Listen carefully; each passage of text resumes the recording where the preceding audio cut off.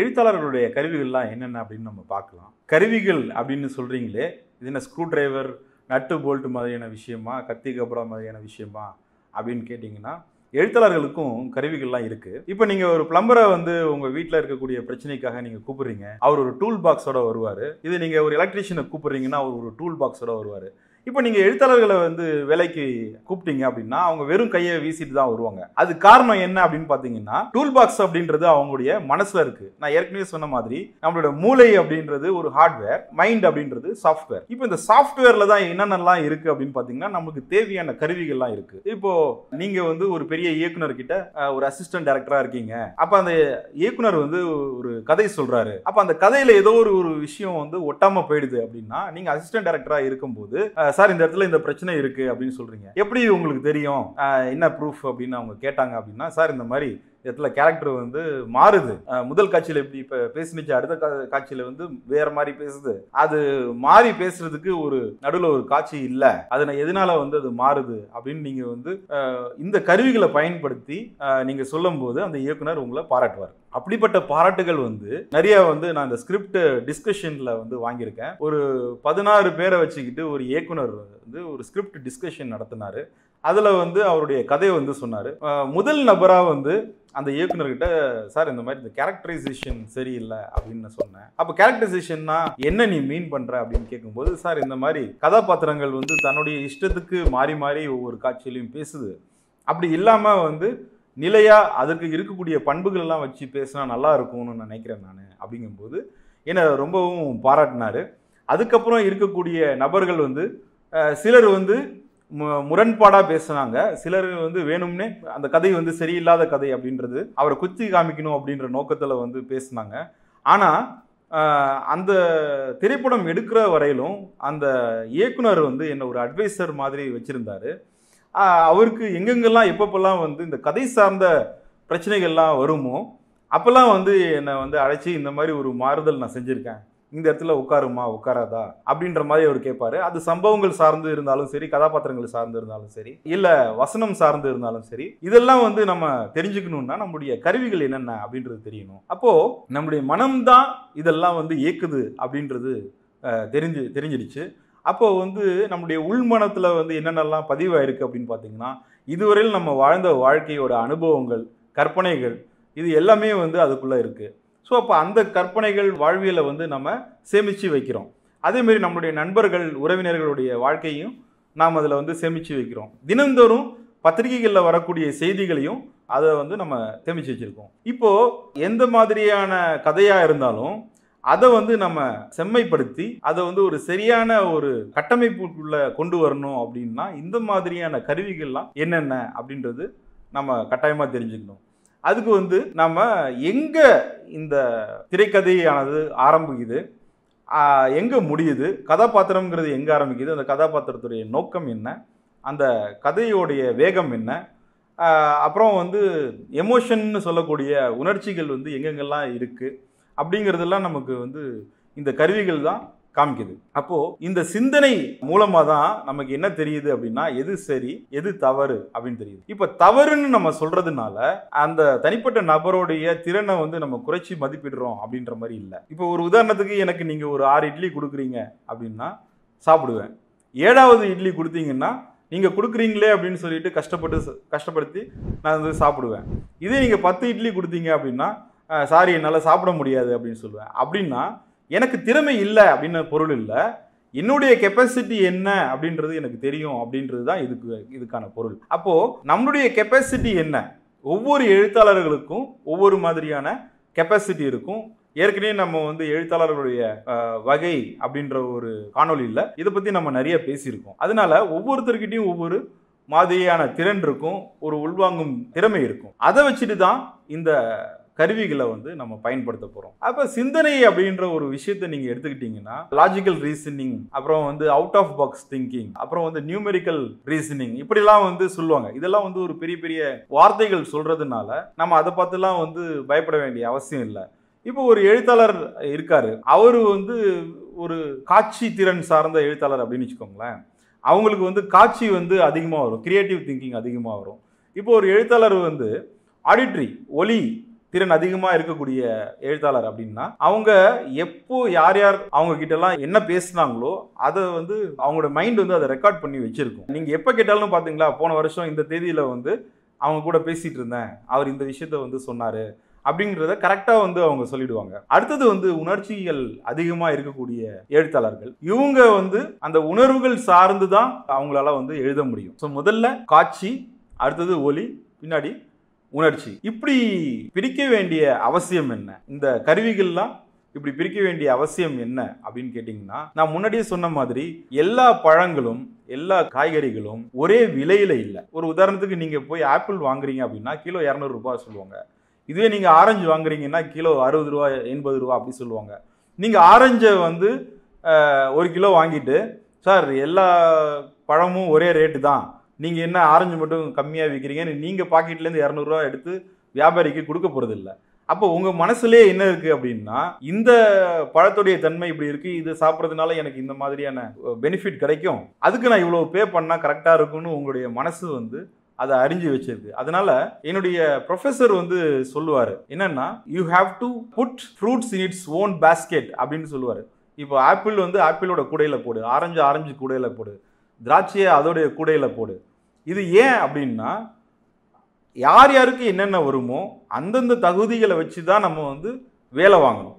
அப்போ ஒவ்வொருத்தர்கிட்ட இருக்கக்கூடிய கருவிகள்லாம் என்னென்ன அப்படின்றது நம்ம தெரிஞ்சுக்கணும். இப்போ காட்சிகள் அதிகமாக இருக்கக்கூடிய, அந்த திறன் அதிகமாக இருக்கக்கூடிய எழுத்தாளர்கள்லாம் வந்து பெரிய இயக்குநர்களாக ஆகிறாங்க. ஒளித்திறன் அதிகமாக இருக்கக்கூடிய எழுத்தாளர்கள்லாம் நல்ல வசனகர்த்தா, திரைக்கதை ஆசிரியராக ஆகிறாங்க. உணர்ச்சிகள் அதிகமாக இருக்கக்கூடிய நபர்கள்லாம் வந்து ஒரு சாமி திரைப்படங்களோ இல்லை வந்து கோஸ்ட் பேய்கள் சம்பந்தமான கதைகளோ சுலபமாக அவங்களால எழுத முடியுது. ஸோ இதனால நம்ம யாரு, சுயமறிதல் பற்றி நம்ம ஒரு காணொலியில் பேசியிருந்தோம். நம்ம யாரு அப்படின்றத தெரிஞ்சுக்கும் போது நம்மக்கிட்ட இருக்கக்கூடிய கருவிகள்லாம் என்னென்ன, அந்த கருவிகளை வந்து நம்ம எப்படி பயன்படுத்தலாம் அப்படின்றது தெரியறதுனால நம்மளுடைய படைப்பை வந்து நம்மளால் ஆழமாகவும் அகலமாகவும் எழுத முடியும். எழுத்தாளர்களை பற்றி நம்ம வந்து அதிகமாக தெரிஞ்சுக்கணும். காரணம், நான் வந்து எழுத்துலகில் பயணிக்கணும்னு நினைக்கும் போது நான் ரேண்டமாக தான் வந்து பல விஷயங்கள் எழுதினேன். எனக்கு வந்து சரியான ஒரு நேரட்டிவ் ஸ்டைல், அதாவது ஒரு நடைமுறை இல்லாமல் நான் மனசில் என்னென்னலாம் நினைக்கிறேனோ அப்படி தான் நான் வந்து எழுதியிருக்கேன். அதனால என்னென்ன பிரச்சனைகள் வந்தது அப்படின்னா, நான் எழுதி வந்து ஒரு மேகசினுக்கு கதைகள்லாம் அனுப்பிச்ச உடனே அவங்க திரும்ப அனுப்பி இதுக்கு மேலே வந்து நீங்கள் வந்து கதை எழுதாதீங்க அப்படின்னு சொல்லிட்டாங்க. அப்படின்னா என்னோட வாழ்க்கை முழுவதும் நம்ம வந்து எழுதாமல் போயிட்டேன்னா அந்த ஒரு ரிஜெக்ஷன், அதை வந்து நான் வந்து ஒரு உந்துதலாக பயன்படுத்தி அதற்கு பிறகு பார்த்தீங்கன்னா புத்தகங்களும் எழுதியிருக்கேன், நிறைய பிளாக்ஸ் எழுதிட்டுருக்கேன், தினந்தோறும் ஃபேஸ்புக்கில் வந்து ஆர்டிகிள்ஸ்லாம் எழுதிட்டுருக்கேன். பலர் வந்து என்னுடைய எழுத்துக்களை வந்து பாராட்டிட்டு இருக்காங்க. அப்படின்னா அந்த நேரத்துக்கு அது சரியான எழுத்து இல்லை. அதோடைய இலக்கணத்தெல்லாம் கற்றுக்கிட்டதுக்கு அப்புறம் தான் அது சரியான எழுத்தாக மாறுது. இப்போது இந்த மனிதர்களை வந்து 3 வகையாக நம்ம இயற்கையாகவே பிரிக்கலாம். ப்ராடஜி அப்படின்னு சொல்லக்கூடிய அதிமேதாவி, அடுத்தது இன்டெலிஜென்ட் புத்திசாலி, மூன்றாவது வந்து ஆர்வம் அதிகமாக இருக்கிறவங்க, கியூரியாசிட்டி அப்படின்னு நம்ம சொல்லுவோம். இப்போ இந்த 3 பேரும் தனித்தனியாக அப்படின்னு கேட்டிங்கன்னா தனித்தனி கிடையாது. 3 குணங்களும் பண்புகளும் ஒரே நபர்களுக்குள்ள வேறு வேறு அளவீடில் இருக்கும். அதனால் இவர் வந்து மேதாவின்னு நீங்கள் சொல்கிறீங்க, அது எந்த அளவில் சொல்கிறீங்க, அதை நீங்கள் எப்படி ப்ரூவ் பண்ண போகிறீங்க அப்படின்றதெல்லாம் நீங்கள் வந்து தர்க்கம் செய்யக்கூடாதுன்றது தான் என்னுடைய கருத்து. இப்போ ஒரு உதாரணத்துக்கு இளையராஜா ஐயா அவர்கள் இருக்காங்க. இசைத்துறையில் அவங்க வந்து ஒரு ப்ராடிஜி. அவங்க வந்து இயல்பாகவே அவங்களுக்குள்ளார வந்து அந்த இசைங்கிற ஒரு ஊற்று இருக்குது. அது அந்த ஃப்ரீக்குவென்சியோட அவர் கனெக்ட் பண்ணதுக்கப்புறம் சுயம் அறிந்து அவருக்கு அந்த ஃப்ரீக்குவென்சிலேருந்து நிறைய இசை வந்துக்கிட்டே இருக்குது. இப்போ அந்த துறையை பொறுத்தவரையிலும் அவர் பார்த்தீங்கன்னா அவர் ப்ராடிஜி. ஆனால் நீங்கள் அவர்கிட்ட போயிட்டு இந்த உப்புமாவுக்கு வந்து எவ்வளோ உப்பு போடணும் நம்ம கேட்டோம் அப்படின்னா அவருக்கு அதுக்கான விளக்கம் தெரியாது. அதுக்கு அவர் வந்து சரியான நபர் இல்லை, அதனால் அவருக்கு திறமையே இல்லைன்னு நம்ம சொல்லிட முடியுமா? இப்போது உலக நாயகன் கமல் இருக்கார். அவர் வந்து நடிப்பு துறையில் பெரிய சாதனை செஞ்சுருக்காரு. அவர் தயாரிப்பாளர், மற்ற விஷயங்களும் அவர் செய்கிறார். இப்போ அவர்கிட்ட போயிட்டு நான் வந்து ஒரு ஓவியம் வரையணும், அந்த ஓவியத்துக்கான இலக்கணம் சொல்லுங்கள் அப்படின்னா அது அவரால் சொல்ல முடியாது. இப்படி தான் ஒவ்வொரு மனிதருக்குள்ளேயும் அவங்க ப்ராடிஜியாக இருக்காங்க, அதாவது அவங்க அதிமேதாவியாக இருக்காங்க, அவங்க புத்திசாலியாகவும் இருக்காங்க, அவங்க ஆர்வம் அதிகமாகவும், ஆர்வக்கோளாறுன்னு நம்ம சொல்லுவோம், அது ஆர்வம் அதிகமாகவும் இருக்கிறவங்களா இருக்காங்க. அப்போ நம்ம ஒரு எழுத்தாளராக இருக்கும்போது நான் என்னவா இருக்கேன் அப்படின்றது ரொம்ப ரொம்ப முக்கியம். இப்போ நான் மிஸ்ட்ரி த்ரில்லர் அப்படின்னு சொல்லக்கூடிய ஜானரில் எனக்கு இயல்பாகவே எழுத வருது. அதனால என்ன நான் வந்து அந்த ஒரு இலக்கணத்துக்குள்ளார நான் நிறையா பயிற்சி எடுத்துக்கிட்டேன். அப்போ நான் அதிமேதாவியான்னு கேட்டிங்கன்னா நான் அதிமேதாவி இல்லை. ஏன்னா நான் ஏற்கனவே நிறையா எழுதி பத்திரிகைகளுக்கெல்லாம் அனுப்பும்போது என்னோடய சிறு வயதில் அது எல்லாமே ரிஜெக்ட் ஆயிருக்கு. ஸோ நான் வந்து இயற்கையிலே வந்து பார்த்தீங்கன்னா இந்த துறைக்கு தான் பிறந்திருக்கிறேன் அப்படின்னு கேட்டிங்கன்னா இல்லை. அது காலப்போக்கில் வந்து நான் மாற்றிக்கிட்டேன். அப்போ நான் வந்து இந்த 2வது கேட்டகரியில் நான் வரேன். முதல்ல ஆர்வக்குளராக இருந்து எனக்கு வராததை வரும்னு நான் நம்பி, நான் ஒரு பெரிய எழுத்தாளர் அப்படின்றத நம்பி, யாருடைய துணையும் இல்லாமல் நானாகவே குறுங்கதை எழுதுறது, நானாகவே தொடர்கதை எழுதுறது, பத்திரிகைக்கெல்லாம் அனுப்புறது அப்படின்னு நான் வந்து இந்த இலக்கண பிழையோடு அனுப்பிச்சா அது படித்து பார்க்குறவங்களுக்கு ஒரு நேர விரயம் இருக்கும் இல்லையா? இப்போ அவங்க எனக்கு என்ன மாதிரியான கடிதம் எழுதுவாங்க, இதுக்கு பிறகு நீங்கள் எழுதவே எழுதாதீங்க அப்படின்னா அவங்க கடிதம் எழுதுவாங்க. ஸோ நான் வந்து ஒரு ஆர்வம் மிகுந்தவனாக தான் நான் என்னுடைய எழுத்து துறையை ஆரம்பிச்சிருக்கேன். இந்த துறையில் வந்து என்னுடைய பணியை நான் ஆரம்பிச்சிருக்கேன். பின்னாடி வந்து இப்படி எழுதக்கூடாது, எனக்கு இன்னும் ஒரு குருமார்க் தேவை, இலக்கணம் தேவை அப்படின்னு தெரிஞ்சுக்கிட்டு அந்த ஸ்ட்ரக்சருக்குள்ளார எழுத தொடங்கினதுக்கு அப்புறம் தான் எனக்கு எழுத்து வந்து லாவகமாக வந்துச்சு. அப்போ நான் இயற்கையாகவே வந்து நான் வந்து ஒரு ஆர்வம் மிகுந்தவன், ஆனால் ஒரு புத்திசாலியாக இதில் நான் வந்து மாற்றிக்கிட்டேன். இப்போ நீங்கள் எழுத்தாளராக வரணும் அப்படின்னா நீங்கள் சுயம் அறிந்ததுக்கப்புறம், நீங்கள் அந்த ஃப்ரீக்வன்சியோட கனெக்ட் ஆனதுக்கப்புறம், உங்களுக்கு கருவிகள்லாம் கிடைத்ததுக்கப்புறம் நீங்கள் என்ன பண்ணணும் அப்படின்னா, நீங்கள் எதில் வந்து ப்ராடிஜி, அதாவது எதில் நீங்கள் மேதாவி, எதில் நீங்கள் புத்திசாலி, எதில் நீங்கள் ஆர்வம் அதிகமாக இருக்கிறவங்க அப்படின்றத எந்த வித அன்பயஸ்டுன்னு சொல்லுவோம், எந்த வித பாரபட்சமும் பார்க்காம உங்களை நீங்களே வந்து இந்த கேட்டகரிக்குள்ளே போட்டுக்கணும். நான் வந்து கதை கரு எடுக்கிறதுல நான் ப்ராடிஜியாக இருக்கலாம், ஆனால் கதாபாத்திரங்களை வடிவமைக்கிறதுல எனக்கு அது இல்லை அப்படின்னு வச்சுக்கோங்களேன். அப்போ எனக்கு வந்து ஒரு குருமார் தேவை. அப்போ நான் வந்து இன்டெலிஜென்ட்டாக புத்திசாலித்தனமாக நான் நடந்துக்கிட்டு நான் ஒரு குருவோடு சேர்ந்து இதை எப்படி வடிவமைக்கணும் அப்படின்னு தெரிஞ்சுக்கணும். இதுவே நான் உணர்ச்சி திறன் அதிகமாக இருக்கக்கூடிய ஆர்வம் மிகுந்த நபராக இருந்தேன் அப்படின்னா நான் யாரையுமே கேட்க மாட்டேன், நான் எழுதுனது தான் சரி அப்படின்னு நான் வந்து தர்க்கம் பண்ணுவேன். ஸோ நீங்கள் எழுதும்போது ப்ராடிஜியாக இருக்கீங்களா, இன்டெலிஜென்ட்டாக இருக்கீங்களா, கியூரியாசிட்டியோடு இருக்கீங்களா அப்படின்றத தெரிஞ்சுக்கணும். இப்போ இந்த ப்ராடிஜி நபர்களுக்கெல்லாம் பெருசாக குருமார்கள் வந்து அவசியம் இல்லை. ஆனால் ஒரு 1% வந்து இங்கே அங்கே நமக்கு அங்கே ஒரு சப்போர்ட் கிடைச்சதுன்னா அவங்களுக்கு வந்து ஒரு வாய்ப்புகள் அதிகமாக உருவாகி அதில் வந்து ஒரு பெரிய எழுத்தாளராக அவங்க மாறிடுவாங்க.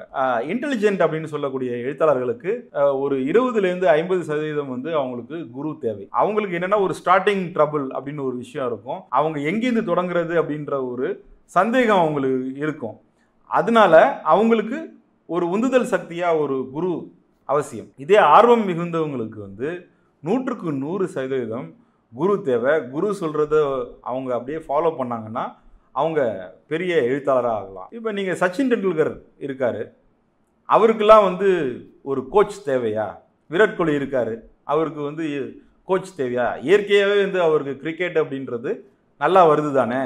இப்போ அவருக்கு தெரியாத ரூல்ஸா, எந்த பால் அடிக்கணும் எந்த பால் அடிக்கக்கூடாதுன்னு அவருக்கு தெரியாதா? இப்போ அவர் சரியாக ஒரு பந்தை வந்து கையாளாமல் அவுட் ஆகிட்டாருன்னு வச்சுப்போம். இப்போ கோச் என்ன சொல்லுவார், தம்பி இப்படி இந்த பந்தை இப்படி நீ ஆடி இருக்கக்கூடாது, வேறு மாதிரி ஆடி இருக்கணும் அப்படின்னு சொன்னால், ஐயோ நீ வந்து ஆடிப்பாரியா அப்படின்னு சொல்ல முடியுமா? அப்போ அந்த கோச்சுக்கு ஏதோ ஒரு 3ஆம் நபர் பார்வையாக தெரிஞ்சிருக்கு. இப்போ நீங்கள் ஸ்ரேயாஸ் ஐயர் எடுத்தீங்கன்னா ஒரே மாதிரி விளையாண்டு அவர் வந்து ஃபாஸ்ட் பவுலர்கிட்ட அவர் வந்து அவுட் ஆகிட்டே இருப்பார். அந்த பேட்டர்னை வந்து அவரோட கோச் அவருக்கு சொன்னார். அவர் சொல்லி இப்போ இந்த நடக்கக்கூடிய இந்த IPL 2025ல் அவர் நிற்கக்கூடிய பொசிஷனை நீங்கள் பார்த்தீங்கன்னா எந்த ஒரு வேகப்பந்து வீச்சாளரையும் அவர் திறமையாக கையாளக்கூடிய அளவுக்கு அவரை வந்து வளர்த்துக்கிட்டாரு. இதை வந்து இந்த பேட்டர்னெல்லாம் நம்ம வந்து பார்க்கத்தான் என்ன தெரியும், நம்ம பண்ணுற தவறுகள் தெரியும். இப்போது அவர் ஸ்ரேயாஸ் ஐயர் வந்து எனக்கு கிரிக்கெட் பற்றி தெரியாதா, நான் எவ்வளோ வருஷமாக விளையாண்டுட்டு இருக்கேன் அப்படின்னு கோச்சுக்கிட்ட போயிட்டு அவர் சண்டை போடலை. மாறாக அவருடைய தவறுதெல்லாம் என்ன அப்படின்னு தெரிஞ்சுக்கிட்டு அவர் வந்து பக்குவப்படுத்தியிருக்காரு. அந்த மாதிரி எழுத்தாளர்கள்லாம் என்ன செய்யணும் அப்படின்னா, நம்ம வந்து எதில் வந்து அதிமேதாவியாக இருக்கும், எதில் வந்து புத்திசாலியாக இருக்கும், எதில் ஆர்வம் மிகுந்தவர்களாக இருக்கும் அப்படின்னு தெரிஞ்சுக்கிட்டு அந்தந்த துறையோடைய குருமார்களை வந்து அவங்க சந்தித்து அவங்களுடைய குறைகள்லாம் நீக்கிட்டாங்க அப்படின்னா பெரிய எழுத்தாளராக ஆகும். இன்க்ரீடியன்ஸ் ஆஃப் ரைட்டிங், அதாவது எழுதுறதுக்கு தேவையான மூலக்கூறுகளில் நமக்கு என்னென்ன தேவை அப்படின்றத நம்ம பார்க்கலாம்.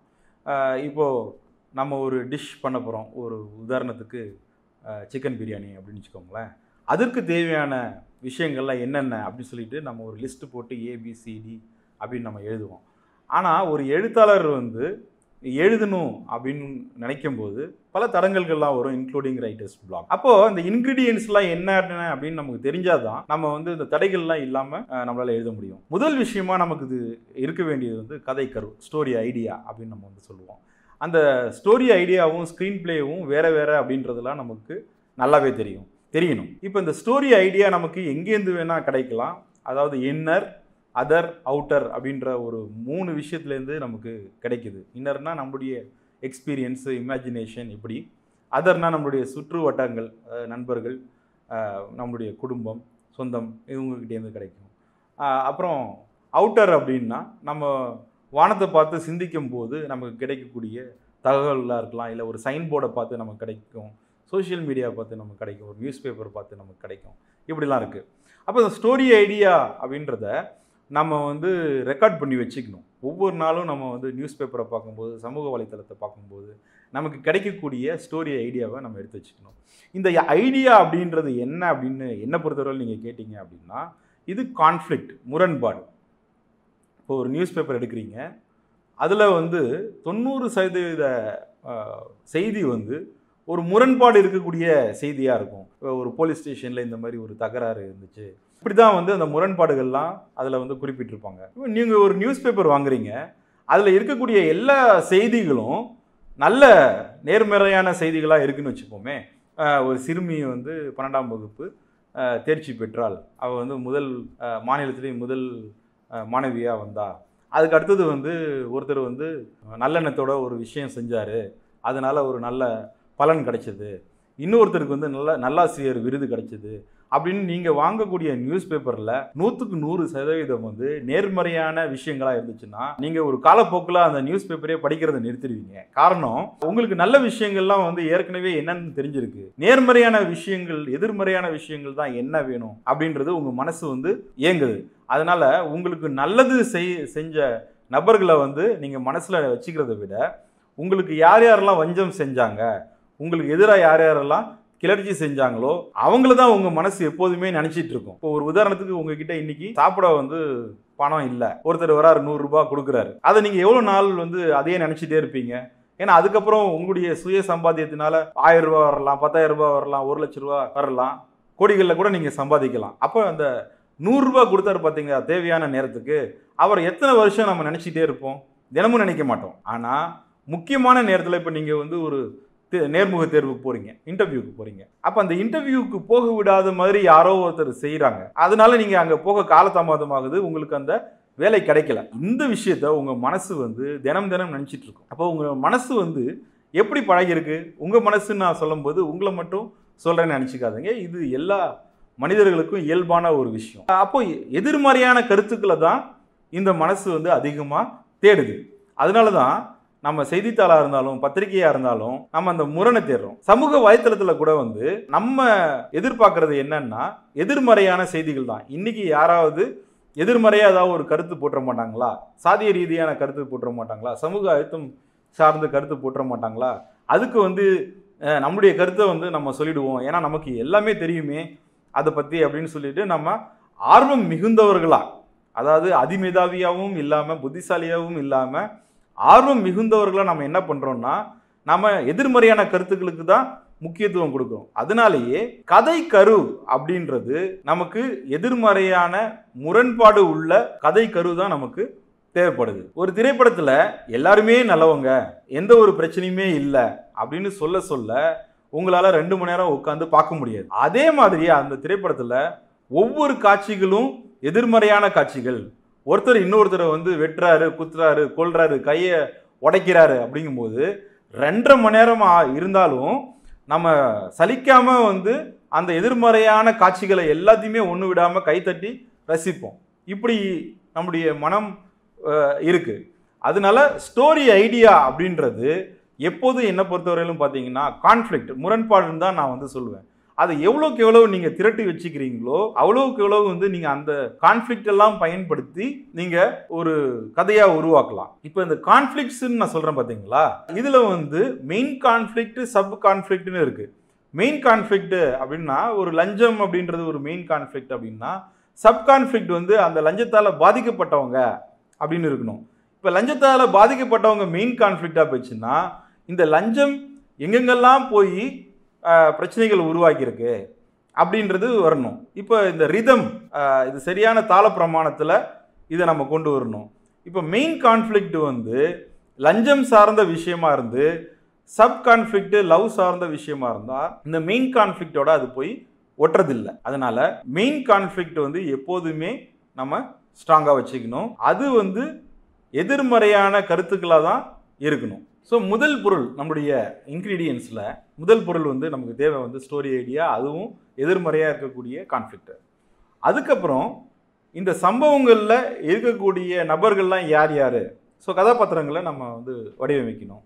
அதுக்கப்புறம் அந்த கதாபாத்திரங்கள் பேசக்கூடிய வசனங்கள் இருக்கணும். ஸோ இப்படி கதாபாத்திரங்கள் உட்காரக்கூடிய சம்பவங்கள் தான் நம்ம தேர்ந்தெடுக்கணும்.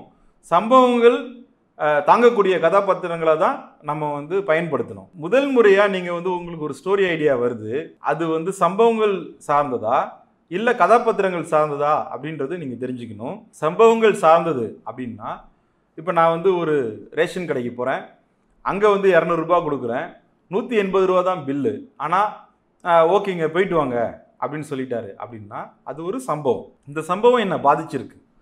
இந்த சம்பவத்தில் தான் நான் யார், நான் ஒரு கதாநாயகனா, அப்போ வந்து அந்த ரேஷன் கடையில் உட்காந்துருக்கிறவர் யார், அவர் ஒரு சப் கேரக்டரா, அந்த கதாபாத்திரம் இது வந்து ஒரு முக்கியமான நிகழ்வை வந்து என்னோடய வாழ்க்கையில் ஒரு திருப்பு முனையான காட்சியை வந்து கொடுக்குதா அப்படின்னு நம்ம பார்த்துக்கணும். இப்போ கதாபாத்திரம் சார்ந்த ஐடியாவாக இருக்குது அப்படின்னு நீங்கள் எடுத்துக்கிட்டிங்கன்னா, இப்போ நியூஸ் பேப்பரில் பார்க்குறீங்க, கிணற்றில் விழுந்த சிறுமியை ஒரு போலீஸ்காரர் வந்து காப்பாற்றுகிறார் அப்படின்னு ஒரு இருக்குது அப்படின்னா, அந்த போலீஸ்காரர் யார், அவருடைய நேர்மை என்ன, அவர் என்ன ரேங்க்கில் இருக்கார், அவர் வந்து இந்த சிறுமியை காப்பாற்றுறதுக்கு முன்னாடி யார் யாரெல்லாம் காப்பாற்றிருக்காரு, இப்படிலாம் வந்து அந்த கதாபாத்திரத்தை வச்சு நம்ம வடிவமைக்கணும். உதாரணத்துக்கு சுபாஷ் சந்திர போஸ் அப்படின்னு ஒரு தியாகியை நம்மளுடைய மனசில் வராரு, பாரதியார் அப்படின்ற ஒரு வராரு அப்படின்னா, பாரதியார் பற்றி நான் கதை எழுத போகிறேன், ஆனால் அவர்கள் சந்திக்கக்கூடிய சம்பவங்கள் அப்படின்றது நமக்கு அப்புறமா தான் வரப்போகுது. முன்னாடி சம்பவம் வந்தால் கதாபாத்திரத்தை இணைச்சிக்கணும்,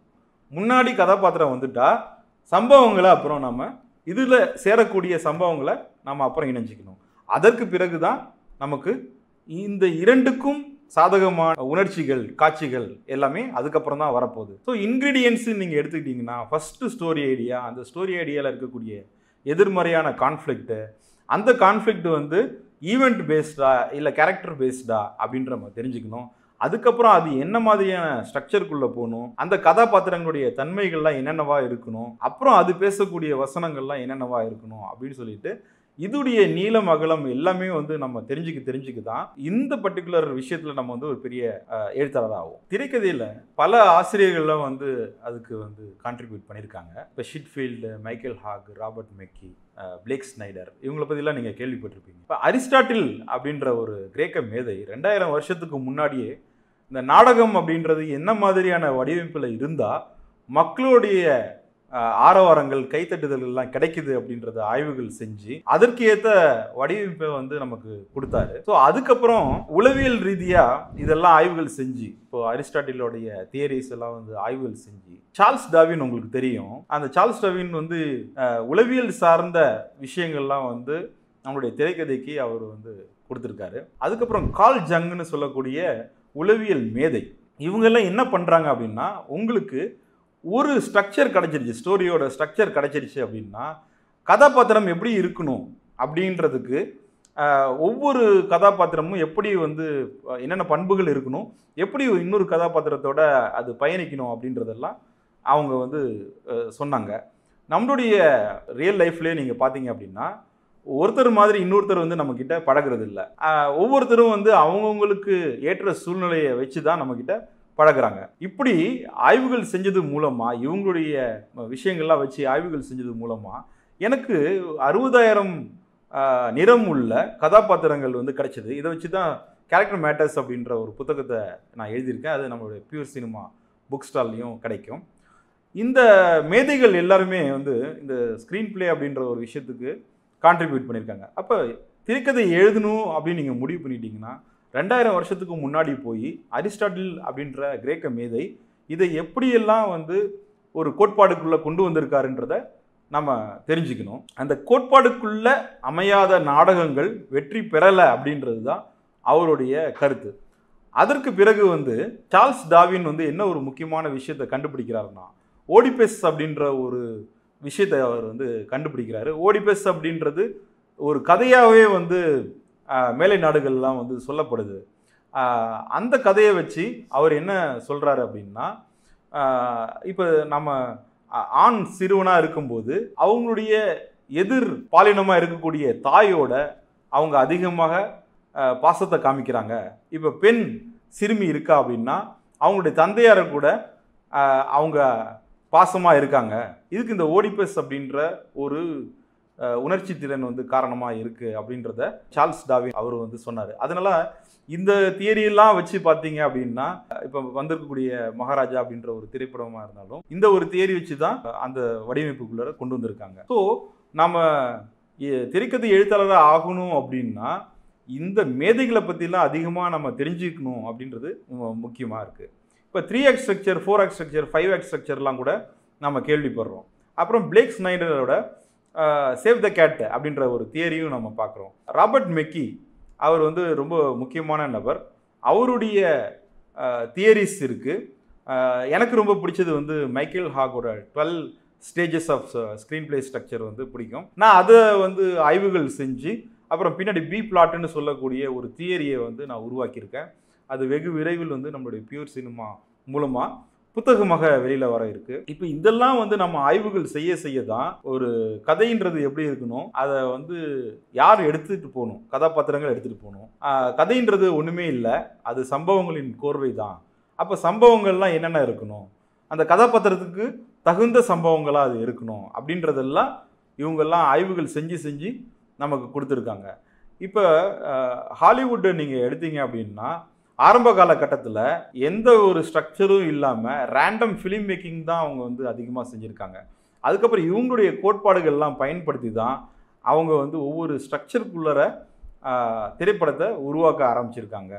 ஸோ நம்ம வந்து ஒரு திரைப்பட எழுத்தாளர் ஆகணும் அப்படின்னா இந்த பிளாட்னா என்ன, பிளாட்டுன்றது நான் உங்களுக்கு முன்னாடியே சொல்லிட்டேன், சம்பவங்களின் கோர்வை. இப்போ இதில் இருக்கக்கூடிய பல்வேறு விதமான ஸ்ட்ரக்சர்ஸ்லாம் என்ன, அப்போ அந்த ஸ்ட்ரக்சர்ஸ் எல்லாம் வச்சுட்டு நம்ம கதையை வந்து எப்படி வந்து அதுக்குள்ளார கொண்டு வரணும். அப்புறம் கதாபாத்திரங்களே வந்து 60,000 வகையான கதாபாத்திரங்கள் இருக்காங்களா, அப்போ ஒவ்வொரு கதாபாத்திரங்களும் எப்படி நம்ம கூட பேசுவாங்க, ஒரு நிறம் இருக்கக்கூடிய கதாபாத்திரம் இன்னொருத்தர்கிட்ட எப்படி அது வந்து பேசும், இது எல்லாமே நம்ம தெரிஞ்சுக்கிறதுக்கு குறைந்தது வந்து நமக்கு ஒரு 2 வருஷம் ஆகும். இப்போ நான் வந்து ஜிம்மில் இன்றைக்கி போய் சேர்றேன் அப்படின்னா ஒரு 10 தடவை டம்பிள்ஸை தூக்கிட்டு கண்ணாடி முன்னாடி போயிட்டு என்னோடய பைசப்ஸை நான் பார்த்தேன்னா அது வளர்ந்துருக்குமா, அது வளர்ந்துருக்காது. அந்த மாதிரி நான் திரைப்பட எழுத்தாளராக ஆகணும்னு நினச்ச உடனே ஒரு plague Snyder புக்கோ, Robert மெக்கி புக்கோ, Michael hack புக்கோ நான் படித்ததுனாலேயே நான் ஒரு திறமையான எழுத்தாளராக ஆகணும் அப்படின்றது கட்டாயமும் இல்லை, அது இயற்கையாகவும் கிடையாது. நான் முன்னாடியே சொன்ன மாதிரி இந்த ரேண்டம் ரைட்டிங் அப்படின்றது நீங்கள் எழுத உங்களுக்கு என்ன எழுதுறீங்க, என்ன எழுதக்கூடாது அப்படிங்கிற விஷயங்கள்லாம் உங்களுக்கு தெரிஞ்சிடும். அப்போ என்ன எழுதணும்னு தெரிஞ்சதுக்கப்புறம் அதை வந்து ஒரு ஸ்ட்ரக்சருக்குள்ள போடணும் இல்லையா, அப்போ தான் உங்களுக்கு இந்த மேதைகள் எல்லாருமே உங்களுக்கு கை கொடுப்பாங்க. என்னென்ன அப்படின்னு நீங்கள் தெரிஞ்சுக்க இதை வந்து நீங்கள் தினமும் 1 மணி நேரமாவது குறைந்தது நீங்கள் எழுத தான் ஒரு குறைந்தது ஒரு 2 வருடத்தில் நீங்கள் இதில் ஒரு கை தேர்ந்த வல்லுநர் ஆகிடும். கதை அப்படின்னு நம்ம சொல்கிறோம். இந்த கதை அப்படின்றது திரைப்படத்தில் ஒரு ஊரில் ஒரு ராஜா இருந்தார். அவருக்கு வந்து 2 பொண்ணு. அந்த பொண்ணுக்கு வந்து யார் மாப்பிள்ளை அப்படின்றது அவர் ஒரு போட்டி நடத்தினார். அந்த போட்டி வந்து ரொம்ப சுவாரஸ்யமான போட்டியாக இருக்கும்னு அவர் நினச்சார். இப்படி வந்து போகிறது ஒரு லீனியர் நரேஷன், ஓகேங்களா. இது ஒரு கதையாக இருக்கும். எப்போவும் என்னுடைய பாட்டி வந்து எனக்கு கதை சொல்ல ஆரம்பிக்கும் போது ஒரு ஊரில் ஒரு ராஜா இல்லை ஒரு ஊரில் ஒருத்தன் இருந்தான் இப்படியே வந்து சொல்லி ஆரம்பித்தாங்க. அப்போ நான் அவங்கக்கிட்ட திரும்ப கேட்டேன், சின்ன ஒரு பையனாக இருக்கும்போது, ஏன் பாட்டி எப்போதுமே வந்து ஒரு ஊரில் ஒரு ராஜா, ஒரு ஊரில் ஒரு நல்லவன், ஒரு ஏழை, இப்படி தான் நீ ஆரம்பிக்கிற, அந்த ஒருன்றதுலே இல்லாமல் வித்தியாசமாக எதுவும் சொல்ல மாட்டியா அப்படின்னு நான் கேட்டிருக்கேன். அப்போது திரைக்கதை என்ன அப்படின்னு சொல்லிட்டு நம்மளுடைய தாத்தா பாட்டிங்க வந்து நம்ம சிறுவனாக இருக்கும்போது அவங்களுக்கு திரைக்கதைனா என்னன்னு தெரியாது, எப்படி சுவாரஸ்யமாக சொல்லணும் அப்படின்றது அவங்களுக்கு தெரியாது. அவங்கள பொறுத்தவரையிலும் காலங்காலமாக நூற்றாண்டுகளாக சொல்லப்பட்ட கதையை தன்னுடைய பேரன் பேத்திகளுக்கு சொல்லணும். அப்புறம் இந்த பேரன் பேத்திங்கெல்லாம் வளர்ந்து தாத்தா பாட்டி ஆனதுக்கப்புறம் அவங்களுடைய பேரன் பேத்திங்களுக்குலாம் சொல்லுவாங்க. இப்படி தான் வந்து அந்த லீனியர் நரேஷன் அப்படின்றது இருக்கு. ஆனால் திரைக்கதையாக இதை வந்து நீங்கள் மாற்றும் போது தான் உங்களுக்கு சுவாரஸ்யமே வரும். இந்த பிளாட் அப்படின்றது ரொம்ப முக்கியமான ஒரு விஷயம். திரைப்படத்தில் வந்து பார்த்தீங்கன்னா ஸ்டோரிங்கிறது சம்பவங்கள் தான். அதனால் நீங்கள் ஸ்டோரி அப்படின்னா ஒரு ஊரில் அப்படின்னு நீங்கள் ஆரம்பிக்கணுன்ற அவசியமே இல்லை. எடுத்த உடனே ஒரு பெரிய மைதானத்தை காமிக்கிறோம். அந்த மைதானத்தில் போட்டி நடக்குது. அதை ராஜா உட்காந்துருக்காரு, 2 பக்கமும் 2 பொண்ணுங்க உட்காந்துருக்காங்க. அந்த போட்டி வந்து ரொம்ப வித்தியாசமான போட்டி. இப்படி கூட நீங்கள் வந்து ஆரம்பிக்கலாம். இன்னொரு விஷயம் வந்து என்ன அப்படின்னா, 2 திறமையான இளைஞர்கள் வந்து அவங்களுக்கு வச்சிருக்கிற கடுமையான போட்டியில் ஜெயிச்சிட்டாங்க. ஆனால் அந்த ராஜாவுக்கு ஒரே ஒரு பொண்ணு தான். இப்போ அந்த பொண்ணை வந்து எந்த வீரனுக்கு கொடுக்கணும்னு அவருக்கு ஒரு கன்ஃபியூஷன். இப்படி கூட நம்ம வந்து ஆரம்பிக்கலாம். ஸோ கதையை வந்து திரைக்கதை அப்படிங்கும்போது நம்ம எங்கேருந்து வேணால் தொடங்கலாம், எங்கேயும் போய் நம்ம கனெக்ட் பண்ணிக்கலாம். இந்த பிளாட் அப்படின்றது சம்பவங்களின் கோர்வை அப்படின்னு நான் சொன்னதுனால, இந்த பிளாட்ன்றது எப்படி இருக்கணும், இதோடைய ஸ்ட்ரக்சர்லாம் என்னென்ன அப்படின்னு கேட்டிங்கன்னா அதை வந்து ரொம்ப தெளிவாகவே சொல்கிறேன். இப்போ ஒரு 1000 ஸ்கொயர் ஃபீட் இருக்கிற ஒரு காலி மனையை நீங்கள் வாங்குறீங்க. அப்போ அதுக்கு பேர் என்னன்னா பிளாட்டுன்னு சொல்லுவாங்க. ஸோ நீங்கள் பிளாட்டை வாங்கினதுக்கப்புறம் அதுக்கு மேலே நீங்கள் குடிசையும் கட்டலாம், இல்லை சிங்கிள் பெட்ரூம் ஃப்ளாட்டும் கட்டலாம், இல்லை மாட மாளிகையும் நீங்கள் கட்டலாம், இல்லை செங்குத்தாக ஒரு 4-5 அடுக்கு மாளிகையும் நீங்கள் கட்டிக்கலாம். இது வந்து சம்பவங்கள் இல்லையா? ஸோ பிளாட் மேலே நம்ம என்ன பண்ணுறோமோ அந்த பிளாட்டு தாங்கக்கூடிய அளவுக்கு தான் நம்ம சம்பவங்களை வந்து வடிவமைக்கணும். இப்போ 1000 ஸ்கொயர் ஃபீட்டு இடம் அப்படின்னா அந்த 1000 ஸ்கொயர் ஃபீட்டுக்கு தான் நீங்கள் அடித்தளத்தை போட முடியுமே தவிர ஒரு 10,000 அடிக்கு நீங்கள் வந்து தோண்ட முடியாது. ஏன்னா உங்களுடைய மேலே இருக்கக்கூடிய அந்த கட்டுமான பணிகள்லாம் என்னென்ன அப்படின்றது உங்களுக்கு தெரிஞ்சிருக்கும். இப்போ புர்ஜ் கலிஃபா இருக்குது அப்படின்னா அது எந்த அளவுக்கு உயரமாக இருக்கோ அதே அளவுக்கு அடித்தளத்தை வந்து அவங்க போட்டிருப்பாங்க. ஒரு குடிசைக்கு என்ன நீங்கள் அடித்தளம் போடணும்? ஒரு பெரிய கிரவுண்டு வாங்குறீங்க, அதாவது ஒரு 10 கிரவுண்டு இடம் பிளாட்டு வாங்குறீங்க. ஆனால் நீங்கள் கதை அப்படின்னு சொல்லிட்டு ஒரு குடிசையை தான் நீங்கள் வைக்கிறீங்க அப்படின்னா அது சுவாரஸ்யமாக இருக்காது. அதே மாதிரி நீங்கள் 1000 ஸ்கொயர் ஃபீட் இருக்கக்கூடிய பிளாட்டில் பெரிய மாட மாளிகை கட்டணும்னு நினச்சிங்கன்னா அந்த இடத்துல கட்ட முடியாது. ஸோ இப்படி பிளாட்டு ஏற்ற மாதிரி தான் நம்ம வந்து கதையை வடிவமைக்கணும். இந்த பிளாட் அப்படின்றது உடம்பு அப்படின்னா அதில் வரக்கூடிய சம்பவங்கள்லாம் நம்ம போட்டிருக்கக்கூடிய உடை மாதிரி. அந்த உடம்புக்கு ஏற்ற உடையை தான் போடணும். நீங்கள் உடம்பு பெருசாக இருக்கும்போது சின்ன உடையை போட முடியாது, சின்ன உடலாக இருக்கும்போது தொலதொலன்னு பெரிய உடையை வந்து அவங்க போட முடியாது. அப்போது இந்த பிளாட்டுன்றது சம்பவங்களுடைய கோர்வைன்னு நான் சொல்கிறேன் இல்லையா? ஏன் அதை மறுபடியும் அழுத்தம் திருத்தமாக நான் சொல்கிறேன் அப்படின்னா, நீங்கள் ஒரு ஆர்கிடெக்ட் கிட்ட போகும்போது எனக்கு இந்த மாதிரியான ஒரு இடம் இருக்குது, அதாவது செவ்வகமான இடமா இருக்குது, அதில் சதுரமான இடமா இருக்குது, முக்கோணமான இடமா இருக்குது, இதில் வந்து நீங்கள் எனக்கு கட்டடம் கட்டி கொடுக்கணும் அப்படின்னா அவங்க ப்ளூ பிரிண்ட் போடுவாங்க அந்த ஆர்கிடெக்ட். பேப்பரில் எந்த இடத்துல வரவேற்பறை இருக்கணும், எந்த இடத்துல சமையலறை இருக்கணும், எந்த இடத்துல பெட்ரூம் இருக்கணும், ஹால் இருக்கணும், இப்படி எல்லாமே வந்து அவங்க பேப்பரில் தான் உங்களுக்கு போட்டு கொடுப்பாங்க. அது பேர் ப்ளூ பிரிண்ட்டு. அப்போ நமக்கு வந்து திரைப்படத்தில் வந்து பார்த்திங்கன்னா ஸ்கிரிப்ட் தான் ப்ளூ பிரிண்ட்டு. ஸோ எந்த சம்பவம் எங்கே வரணும், வரவேற்பறைங்கிறது முதல்ல நுழையும் போது தான் இருக்கணும், வாசல்ங்கிறது அங்கே தான் இருக்கணும். நம்ம எடுத்த உடனே வீட்டுக்குள்ளே நுழையும் போது கழிவறை முன்னாடி இருந்ததுன்னா எப்படி இருக்கும், அருவருப்பாக இருக்கும் இல்லையா? அப்போது அந்த மாதிரியான சம்பவங்களை அந்த பிளாட்டில் போட்டுறக்கூடாது. எங்கே அருவருப்பாக இருக்கோ அதுக்கு வந்து ஒரு லீடு கொடுக்காம அந்த சம்பவங்கள்லாம் நம்ம வச்சிடக்கூடாது. நம்மளும் வந்து ஒரு ஆர்கிடெக்ட் தான், திரைப்பட எழுத்தாளர்களும் ஒரு ஆர்கிடெக்ட் தான். நமக்கு இருக்கக்கூடிய இடம் என்ன, அந்த இடத்துக்குள்ளே நம்ம என்ன கட்ட போகிறோன்றது முன்னாடியே தெரிஞ்சுக்கிட்டு என்னென்ன மாதிரியான சம்பவங்கள்லாம் அந்த பிளாட்டு தாங்கும் அப்படின்னு தெரிஞ்சுட்டு ஃபஸ்ட்டு ப்ளூ பிரிண்ட் போட்டுடணும். அந்த ப்ளூ பிரிண்ட் தான் நம்ம என்ன பண்ணுறோன்னா ஒரு ஒன்லைன் ஸ்டோரி எழுதிட்டு அந்த ஒன்லைன் ஸ்டோரியிலேருந்து நம்ம வந்து ஒவ்வொரு சீனையும் சிங்கிள் லைனாக நம்ம ட்ரீட்மெண்ட்டாக வந்து அதை மாற்றுறோம்.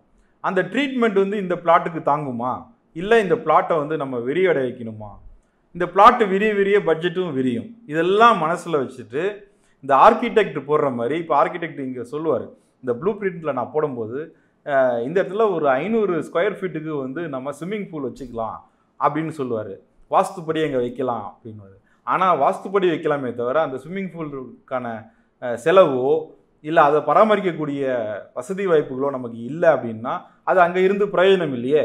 நம்ம வீட்டில் இருக்கிறவங்கெல்லாம் ஷவரில் தான் குளிப்பாங்க அப்படின்னா இப்போ ஸ்விம்மிங் பூல் இருந்துட்டு என்ன பிரயோஜனம்? இப்போ இந்த மாதிரியான கருத்துக்களெல்லாம் வந்து திரைப்பட எழுத்தாளர்களும் இயக்குநர்களும் சேர்ந்து வந்து இதை வந்து முடிவு செய்யணும். அப்போது திரைப்பட எழுத்தாளர்களுக்கு என்ன தெரியணும் அப்படின்னா, இந்த பிளாட் அப்படின்றது என்ன அப்படின்றது நல்லா தெரியணும். ஒவ்வொரு திரைக்கதை ஆசிரியரும் இந்த பிளாட்ன்ற ஒரு விஷயத்தை எப்படி அணுகியிருக்காங்க. ஒரு பிளாட்டை வந்து 3ஆக பிரிக்கிற மக்கள் இருக்காங்க, அதை 3 ஆக்ட் ஸ்ட்ரக்சர் அப்படின்னு சொல்கிறோம். 4ஆக பிரிக்கிறவங்களும் இருக்காங்க, 5ஆக பிரிக்கிறவங்களும் இருக்காங்க. இல்லை இந்த பிளாட்டில் வந்து டிசைனாக நம்ம ஒரு விஷயத்தை வந்து வடிவமைப்போம். இப்போ எங்கே என்ட்ரன்ஸோ அங்கேயே அந்த வீட்டை சுற்றி வந்ததுக்கப்புறம் ஒரு எக்ஸிட்டும் நம்ம வைப்போம். இப்படிலாம் கூட வந்து செய்கிறவங்க இருக்காங்க. அதனால் திரைப்பட எழுத்தாளர்கள் வந்து தன் சுயம் அறிந்து தன்கிட்ட என்னென்ன கருவிகள்லாம் இருக்குது அப்படின்றது தெரிஞ்சு அவங்க ப்ராடிஜியாக, அவங்க இன்டெலிஜென்ட்டாக, இல்லை அவங்க ஆர்வம் மிகுந்தவர்களா அப்படின்றது தெரிஞ்சுக்கிட்டு இந்த பிளாட் ஸ்ட்ரக்சரை வடிவமைச்சா அவங்க பெரிய எழுத்தாளராக வருவாங்க. அதில் எந்த ஒரு சந்தேகமும் இல்லை. எழுத்தாளர்களுக்கு இருக்கக்கூடிய வாய்ப்புகள் எல்லாம் நம்ம இப்போ என்னென்னு பார்ப்போம். ஒவ்வொரு துறையிலும் எழுத்து அப்படின்றது மிக மிக முக்கியமாக இருக்குது. நீங்கள் ஐடி துறையை எடுத்தாலும் அங்கே எழுதுறதுக்கான டெக்னிக்கல் ரைட்டிங் அப்படின்ற ஸ்கோப் உங்களுக்கு இருக்குது. பிஸ்னஸ் ரைட்டிங், ப்ரப்போசல் ரைட்டிங் அப்படின்ற ஸ்கோப் உங்களுக்கு இருக்குது. உதாரணத்துக்கு நீங்கள் ஒரு ஏடிஎம் போகிறீங்க, பணம் எடுக்கிறீங்க, அப்போ உங்களுக்கு ஒரு ஸ்லிப் வரும். அந்த ஸ்லிப்பில் வந்து உங்களுடைய பேர் எழுதியிருக்காது, உங்களுடைய ஃபுல் அக்கௌண்ட் நம்பர் எழுதியிருக்காது. அதில் என்னென்ன எழுதியிருக்கணும், அந்த ஏடிஎம் எங்கே இருக்குது, உங்களுடைய அக்கௌண்ட் நம்பர் இருக்கும், ஆனால் கடைசி ஒரு 2-3 நம்பர் வந்து அது மறைக்கப்பட்டிருக்கும். நீங்கள் எவ்வளோ பணம் எடுக்கிறீங்க, எவ்வளோ மீதம் இருக்குது, இவ்வளோ தான் வந்து அந்த ஸ்லிப்பில் எழுதியிருக்கும். அது வந்து உங்களுடைய அட்ரஸ்ஸு இந்த மாதிரிலாம் வந்து கொடுக்காது. இதே நீங்கள் வந்து பேங்க் பாஸ்புக் அப்படின்னு வச்சுக்கோங்களேன். இப்போ அதில் வந்து உங்களுடைய கஸ்டமர் நம்பர் என்ன, அக்கௌண்ட் நம்பர் என்ன, உங்களுடைய விலாசம் என்ன, உங்களுடைய துணைவியார் பேர் என்ன, கணவன் பேர் என்ன, இப்படி வந்து அதில் எழுதியிருக்கும். அதுக்கு மேலே நீங்கள் வந்து இன்றைக்கி ரேஷன் கடையில் எவ்வளோ அரிசி பருப்புலாம் வாங்கினீங்க, அதெல்லாம் அதில் இருக்காது. அப்போது என்ன எழுதணும், எங்கே எழுதணும், எந்த அளவுக்கு எழுதணும் அப்படின்றது ஒரு அளவீடு இருக்குது பார்த்தீங்களா. அப்போ இதை வச்சு தான் வந்து எழுத்தாளர்களுக்கு வாய்ப்பு கிடைக்கிது. பத்திரிகைகளில் பார்த்தீங்க அப்படின்னா அது ஜேர்னலிசம் அப்படின்ற ஒரு விஷயம் இருக்குது. நீங்கள் அரசியல் சார்ந்து எழுதுறீங்கன்னா அதற்கான இலக்கணம் வேறு. அதை நீங்கள் பயிற்சி எடுக்கும்போது அங்கே ஒரு பெரிய வாய்ப்பு வந்து உங்களுக்காக காத்திருக்கு. அதுமாதிரி நீங்கள் வந்து ஒரு பாடலாசிரியர் அப்படின்னா திரைப்படங்களுக்கு நீங்கள் பாடல் எழுதுறது மூலமாக ஒரு பெரிய வருவாய் கிடைக்கு. டிக்ஷனரி எழுதுகிறவங்களும் இருக்காங்க. பள்ளி கல்லூரிகளில் அகாடமிக் ரைட்டிங் அப்படின்னு சொல்கிறக்கூடிய அந்த ரைட்டர்களுக்கும் வந்து பெரிய வரவேற்பு இருக்குது. அப்புறம் ஸ்கிரைப்னு சொல்லக்கூடிய காது கேளாதவர்களுக்கு, கண் தெரியாதவங்களுக்காக நீங்கள் எழுதக்கூடிய பரீட்சையெல்லாம் இருக்குல்ல, இல்லை எழுதக்கூடிய எழுத்துக்கள் இருக்குது பார்த்தீங்களா, இதுக்கெல்லாம் வந்து நம்ம ஸ்கிரைப் அப்படின்னு நம்ம சொல்கிறோம். இப்போது பல்வேறு வேலை வாய்ப்பு இருக்குது. நீங்கள் எழுத்தை மட்டும் நீங்கள் கையகப்படுத்திட்டீங்கன்னு வச்சுப்போமே, இப்போ எழுத்தோடைய இலக்கணங்கள்லாம் என்னென்னு தெரிஞ்சுக்கிட்டீங்க அப்படின்னா மற்ற துறையில் ஏற்றம் இறக்கம் இருக்கலாம், ஆனால் எழுத்து அப்படின்ற ஒரு துறையில் எப்போதுமே உங்களுக்கு ஒரு டவுன் டைம் கிடையவே கிடையாது, இறக்கம் அப்படின்றதே கிடையாது. ஸோ அந்த இலக்கணத்தெல்லாம் என்னென்னு நீங்கள் தெரிஞ்சுக்கிட்டீங்கன்னா ஒரு தொய்வு காலகட்டங்களில் நீங்கள் என்ன பண்ணலான்னா ஒரு பத்திரிகையில் போய் ஒரு ஆர்டிக்கிள் எழுதலாம், இல்லை ஒரு நியூஸ் எழுதலாம், ஒரு பேட்டி எடுத்து அந்த பேட்டியை நீங்கள் பிரசுரம் பண்ணலாம். இல்லை அப்படின்னா ஒரு அகாடமி போயிட்டு அவங்களுக்கு தேவையான சிலபஸை வந்து நீங்கள் ஸ்ட்ரக்சர் பண்ணி கொடுக்கலாம். ஸோ வேலை வாய்ப்பு அப்படின்னு பார்த்தீங்கன்னா அதிகமாக இருக்குது. இந்த வேலை வாய்ப்பு எப்படி இருக்குது அப்படின்னா, நீங்கள் ஆஸ் அ சிங்கிள் பர்சன், தனி நபராக இந்த வேலையை நீங்கள் மாத சம்பளத்துக்கும் செய்யலாம், இல்லை ஃப்ரீலான்சராக நீங்கள் செஞ்ச வேலைக்கான வருவாயை நீங்கள் ஈட்டலாம், இல்லை நீங்கள் வந்து ஒரு ரைட்டிங்கையே ஒரு பிஸ்னஸ் மாதிரி வச்சு ஒரு அமைப்பாக நீங்கள் உருவாக்கி அது மூலமாக நீங்கள் கிளைண்ட்ஸுக்கு வந்து உங்களுடைய ஆர்டிக்கிள் கொடுத்து அது மூலமாகவும் நீங்கள் சம்பாதிக்கலாம். ஒரு திரைப்படம் வருது அப்படின்னா அந்த திரைப்படத்துக்கு வந்து விமர்சனம் எழுதியே பெரிய பிரபலமாகி பின்னாடி வந்து அவங்க யூடியூப் சேனல் வச்ச கதைகளும் உங்களுக்கு தெரியும். அப்போ எழுத்தாளர் அப்படின்றது வந்து ஒரு பேசிக்கான ஒரு பண்பு அப்படின்னு நான் நினைக்கிறேன். இது வந்து பள்ளியிலேருந்து இந்த விஷயத்தை வந்து நம்ம ஆரம்பிச்சிடணும். பள்ளியிலையும் வந்து நீங்கள் பார்த்தீங்கன்னா கட்டுரை எழுதுதல் அப்படின்ற ஒரு விஷயம் இருக்குது. எந்த போட்டியில் நான் கலந்துக்கிறேனோ இல்லையோ, கட்டுரை போட்டியில், கதை போட்டியில் நான் மறக்காமல் பள்ளியில் வந்து கலந்துப்பேன். அதுதான் வந்து என்னுடைய இன்றைய ஒரு சூழலுக்கான அடித்தளமாக நான் வந்து பார்க்குறேன். அப்போது எழுதுறதை வந்து நம்ம கையகப்படுத்தணும். இப்போ அதோடைய இலக்கணங்கள்லாம் என்னென்ன அப்படின்றது நம்ம தெரிஞ்சுக்கணும். அப்படின்னா இப்போ நீங்கள் ஒரு ஜேர்னலிஸ்டாக இருக்கீங்க, உங்களுக்கு ஒரு செய்தி வருது. ஒரு உதாரணத்துக்கு இந்த சென்னையில் ஒரு பிரபல ரவுடி வந்து சுட்டு கொல்லப்பட்டார் அப்படின்னா அதற்கு தலைப்பாக வந்து பிரபல ரவுடி சென்னையில் சுட்டு கொலை அப்படின்றது நீங்கள் ஒரு தலைப்பாக போடுவீங்க. அதுக்கப்புறம் முதல் பேராகிராஃபில் நீங்கள் என்ன போடுவீங்க அப்படின்னா சென்னை என்ன தேதி அப்படின்னு போட்டுட்டு உங்களுக்கு இந்த பிரபல ரவுடி தெரியும், அந்த ரவுடி ஏற்கனவே என்னென்ன மாதிரியான செயல்கள்லாம் செஞ்சுருக்காரு, அவரு இந்த சமூகத்துக்கு எதிராக இருக்காரு, அவருக்கு எதிராக பல கேஸெல்லாம் வந்து கொடுக்கப்பட்டிருக்கு, அந்த கேஸை வந்து எப்படி வந்து காவல்துறை வந்து இதுவரையிலும் ஹேண்டில் பண்ணிட்டு இருக்கு, இது அத்துமீறி போனதுனால அவரை வந்து என்கவுண்டர் பண்ணியே ஆக வேண்டிய சூழ்நிலை வந்ததுனால இந்த ரவுடி இந்த விஷயம் தெரிஞ்சு தப்பிச்சு போய் இந்த இடத்துல போய் ஒளிஞ்சிக்கிட்டாரு. போலீஸ் வந்து அதை சுற்றி வளைச்சி அவரை கைது செய்யணும்னு முயற்சி செய்யும்போது அவர் தப்பிச்சார். தப்பிக்கும் போது பாதுகாப்புக்காக சுட்டாங்க. அப்போ எதிர்த்தரப்பில் போலீஸும் சுட்டாங்க, அவர் ரவுடி செத்து போயிட்டார். இது வந்து பத்திரிகையில் நீங்கள் வந்து ஒரு செய்தியாக நீங்கள் எழுதக்கூடிய ஒரு இலக்கண பாணின்னு வச்சுக்கோங்க. இதே பாணியில் திரைக்கதை எழுத முடியுமா? எழுதவே முடியாது. அப்போ திரைக்கதைக்கான இலக்கணம் வேறையாக இருக்குது. இப்போ நீங்கள் வேலை என்னவோ அந்த வேலையை தெரிகிறது மூலமாக ஆஸ் அ சிங்கிள் பர்சன் தனிநபராக உங்களால் மாத வருமானமும் உங்களுக்கு கிடைக்கும். ஃப்ரீலான்ஸராக இருக்கும்போது என்னென்ன செய்திகள் கொடுக்குறீங்களோ அந்த செய்திகளுக்கு ஏற்ற மாதிரி உங்களுக்கு வருமானமும் கிடைக்கும். இல்லை இதையே நீங்கள் வந்து ஒரு தொழிலாக செய்கிறீங்க அப்படின்னா அதற்கான பெரிய பெரிய வாய்ப்புகளும் உங்களுக்கு கிடைக்கும். எனக்கு தெரிந்த ஒரு நபர் வந்து ஒரு ரைட்டிங் வச்சே வந்து அவங்க வந்து ஒரு அகாடமி மாதிரி உருவாக்கி அவங்க பல கிளைண்ட்ஸுகளுக்கு வந்து ஒரு சர்வீஸாக அதை வந்து செஞ்சிட்டு இருக்காங்க. ஒரு அகாடமி மூலமாக அவங்க வந்து ஸ்கூல் காலேஜஸ்க்கெலாம் வந்து சிலபஸ் வந்து ஸ்ட்ரக்சர் பண்ணி கொடுக்கறதுக்கு அவங்களுக்கு இந்த மாதிரி ஒரு தொகை அப்படின்னு ஒன்று இருக்குது. இப்போ யூனிவர்சிட்டியிலே வந்து இந்த மாதிரியான நபர்கள்லாம் வந்து ஹையர் பண்ணி அவங்க வந்து ஸ்ட்ரக்சர் பண்ணி கொடுக்க சொல்லுவாங்க. இது வந்து நீங்கள் குறைந்த சம்பளம் அப்படின்றது மட்டும் நீங்கள் நினச்சிடக்கூடாது. இப்போ நம்ம ஒரு ஜேர்னலிஸ்ட்டாக போய் ஒரு நியூஸை கலெக்ட் பண்ணிட்டு வரும்போது அதற்கு வேணால் வந்து ஒரு குறிப்பிட்ட தொகையாக இருக்கலாம். ஆனால் இன்றைக்கி திரைத்துறையில் ஸ்க்ரீன் பிளே எழுதுறதுக்கே கோடி ரூபாய் சம்பளம் வாங்கக்கூடிய நபர்களும் இருக்காங்க. அது இந்தியாவில் மட்டும் இல்லை, மேலை நாடுகள்லாம் பார்த்திங்கன்னா பல 100 கோடி ரூபாய் வாங்கக்கூடிய அளவுக்கு ராயல்டிஸ்லாம் வாங்கக்கூடிய அளவுக்கான திரைப்பட எழுத்தாளர்களும் இங்கே இருக்காங்க. அப்போ ஒவ்வொரு ஜாப் என்ன, அந்த ஜாபுக்கு ஏற்ற இலக்கணம் என்ன அப்படின்னு நம்ம தெரிஞ்சுக்கிட்டோம்னா அதில் இருக்கக்கூடிய வருவாயை நம்ம வந்து எடுத்துக்கிட்டே இருக்கலாம். அதே மாதிரி டவுன் டைம் அப்படின்றது ரைட்டிங்க்கு எப்போதுமே வராது. கொரோனா வந்துச்சு, ஒரு பெரிய ஆட்டோமொபைல் ஷோரூம் வந்து ஷட் டவுன் பண்ணாங்க, கார் உற்பத்தி பண்ணுறதெல்லாம் நிறுத்திட்டாங்க. ஆனால் அந்த கொரோனாவை ரிப்போர்ட் பண்ணணும்ல, இந்த இடத்துல வந்து கொரோனா இவ்வளோ பாதிப்பு அடைஞ்சது, இவ்வளோ ஏறி இருக்குது, இவ்வளோ இறங்கி இருக்குது, சுகாதாரத்துறை இந்த மாதிரி நடவடிக்கைகள்லாம் எடுத்திருக்காங்க அப்படின்னு வந்து பத்திரிகைகளுக்கும் தொலைக்காட்சி நிறுவனத்துக்கும் வந்து செய்தி கொடுக்கணுமே, அதையெல்லாம் வந்து ஒரு எழுத்தாளர் தான் அது செஞ்சு கொடுத்துருக்காரு. ஸோ எந்த துறை வந்து உங்களுக்கு டவுன் டைம் ஃபேஸ் பண்ணாலும் எழுத்தாளர் அப்படின்ற ஒரு விஷயம் மட்டும் உங்களுக்கு என்றைக்குமே வந்து ஒரு அஸ்தமன காலம் கிடையாது அப்படின்றது தான் என்னோட கருத்து. ரைட்டர்ஸ் ரூம், அதாவது கதை இலாக்கா, இந்த ரைட்டர்ஸ் ரூம்னா என்ன, இது எப்படி உருவாச்சு, பின்னாடி இதில் இருக்கக்கூடிய கட்டமைப்புகள்லாம் என்னென்ன அப்படின்றத வந்து நம்ம விரிவாக பார்ப்போம். கிட்டத்தட்ட 1902 வரையிலும் பெருசாக வந்து ஸ்க்ரீன் பிளே அப்படின்ற ஒரு விஷயம் வந்து திரைப்படங்களில் பெரிதாக எடுத்துக்கொள்ளப்படலை. ஆரம்ப காலகட்டங்களில் வந்து ரேண்டமாக ஃபிலிம் மேக்கிங் அவங்க பண்ணிட்டு இருந்தாங்க. அதுக்கப்புறம் சினாரியோ ரைட்டர் அப்படின்னு வந்து இதுக்கு ஒரு பேர் வச்சு, சினாரியோன்னா சம்பவங்கள், நான் முன்னாடி சொன்ன மாதிரி பிளாட்டுனாலே அது வந்து சம்பவங்களின் கோர்வை தான் அப்படின்னு நான் சொல்லியிருக்கேன். அந்த சினாரியோஸை வந்து மெயினாக வச்சு எடிட்டிங் வளர வளர இந்த சினாரியோ ரைட்டர் அப்படின்ற ஒரு பேர் கொடுத்து தான் ஆரம்ப காலகட்டங்களில் வந்து இதுக்கான ஒரு வரைமுறையாக வச்சுருந்துருக்காங்க. அதுக்கு பிறகு 1902 வந்து ட்ரிப் டு த மூனில் வந்து ஜார்ஜ் மில்லிஸ் வந்து திரைக்கதைக்கான, அதாவது இன்றைய நவீன திரைக்கதைக்கான ஒரு அடித்தளத்தை வந்து அவர் போட்டார். அவர் எடுக்கக்கூடிய காட்சிகள் எல்லாமே வந்து பேப்பரில் எழுதி வச்சார். என்னென்ன எடுக்கணும், என்ன எடுத்தாச்சு அப்படின்றதையும் ஒரு பேப்பரில் குறிப்பாக அவர் வச்சுருந்தார். அந்த குறிப்பு வந்து பிற்காலத்தில் இந்த சினாரியோ ரைட்டர்ஸ் மூலமாக ஒரு ஸ்க்ரீன் பிளே ரைட்டர் அப்படின்ற அளவுக்கு வந்து வளர்ந்தது.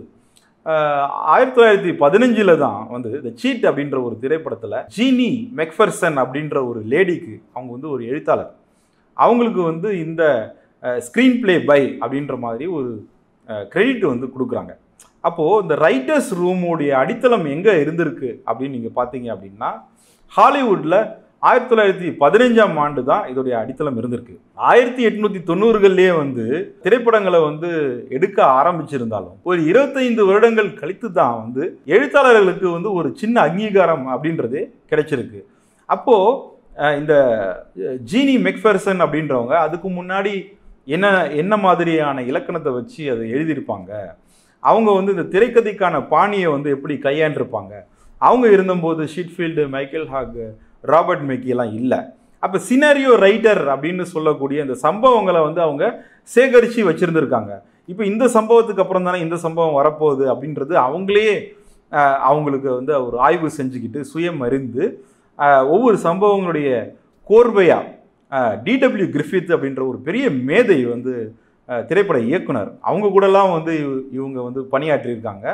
அப்போது அந்த இயக்குனரும் எழுத்தாளரும் சேர்ந்து இந்த சம்பவத்துக்கு அப்புறம் இந்த சம்பவம் வருமா அப்படின்னு வந்து ஆராய்ச்சி செஞ்சு அந்த சம்பவங்களின் கோர்வையாக அவங்க வந்து இந்த லீனியர் ஃபார்மேட்டாக இருந்தாலும் சரி, நான் லீனியர் ஃபார்மேட்டாக இருந்தாலும் சரி, அதை வந்து சரியாக செஞ்சு ஸ்க்ரீன் பிளே பை அப்படின்ற ஒரு விஷயத்தை வந்து அவங்களுக்கு அந்த நேரத்தில் கொடுத்தாங்க. பிற்காலத்தில் வந்து தி ரைட்டர்ஸ் அசோசியேஷன் அப்படின்னு சொல்லக்கூடிய அமெரிக்காவை சார்ந்த ஒரு யூனியன் வந்து அவங்க ஸ்டார்ட் பண்ணுறாங்க. அந்த யூனியன் மூலமாக தான் வந்து எழுத்தாளர்கள், திரைப்பட எழுத்தாளர்கள்லாம் யார் யார், அவங்களுக்கு இருக்கக்கூடிய பண்புகள்லாம் என்னென்ன இருக்கணும், அப்படி இல்லைன்னா எப்படி அதை வந்து வளர்த்துக்கணும், அந்த எழுத்தாளர்கள்லாம் வந்து நிறுவனத்தில் வேலை பார்க்கும்போது அவங்களுக்கு கொடுக்கப்பட வேண்டிய ஊதியங்கள்லாம் என்னென்ன அப்படின்ற மாதிரியெல்லாம் வந்து ஒரு வரைமுறை கொண்டு வராங்க. அது யூனியன் அப்படின்றதுனால சட்டத்திட்டங்கள் கொண்டு வந்து அந்த யூனியன் மூலமாக இருக்கக்கூடிய திரைப்பட நிறுவனங்களோட அவங்க வந்து டைப் பண்ணிட்டு யார் யாரெல்லாம் அந்த திரைப்படங்களுக்கு எழுதுறாங்களோ அவங்களாம் அந்த யூனியன் மெம்பராக ஆயிடுவாங்க. யார் யார் மெம்பராக இருக்காங்களோ அவங்கள மட்டும்தான் வந்து அந்த திரைப்பட நிறுவனங்கள் வந்து பயன்படுத்தணும் அப்படின்ற ஒரு சட்டத்திட்டங்களை கொண்டு வந்து தான் இன்றைய நவீன ரைட்டர்ஸ் ரூமுக்கு வந்து ஒரு பெரிய அடித்தளமாக வந்து அவங்கெல்லாம் இருந்திருக்காங்க. இப்போ குறிப்பாக வந்து ஸ்க்ரீன் பிளேவை கண்டுபிடிச்சது யார் அப்படின்ற மாதிரிலாம் இல்லை. இப்போ வத்த குழம்பை கண்டுபிடிச்சது யார், சிக்கன் பிரியாணியை கண்டுபிடிச்சது யார், இட்லியை கண்டுபிடிச்சது யார் அப்படின்ற மாதிரி ஒரு சிறுபிள்ளைத்தனமான ஒரு கேள்வியாக அது அமைஞ்சிரும். இது காலப்போக்கில் ஒவ்வொருத்தருடைய கையிலிருந்து இது மாறும்போது அந்த ப்ராசஸ் வந்து ஒரு ஸ்ட்ரக்சராக வருது.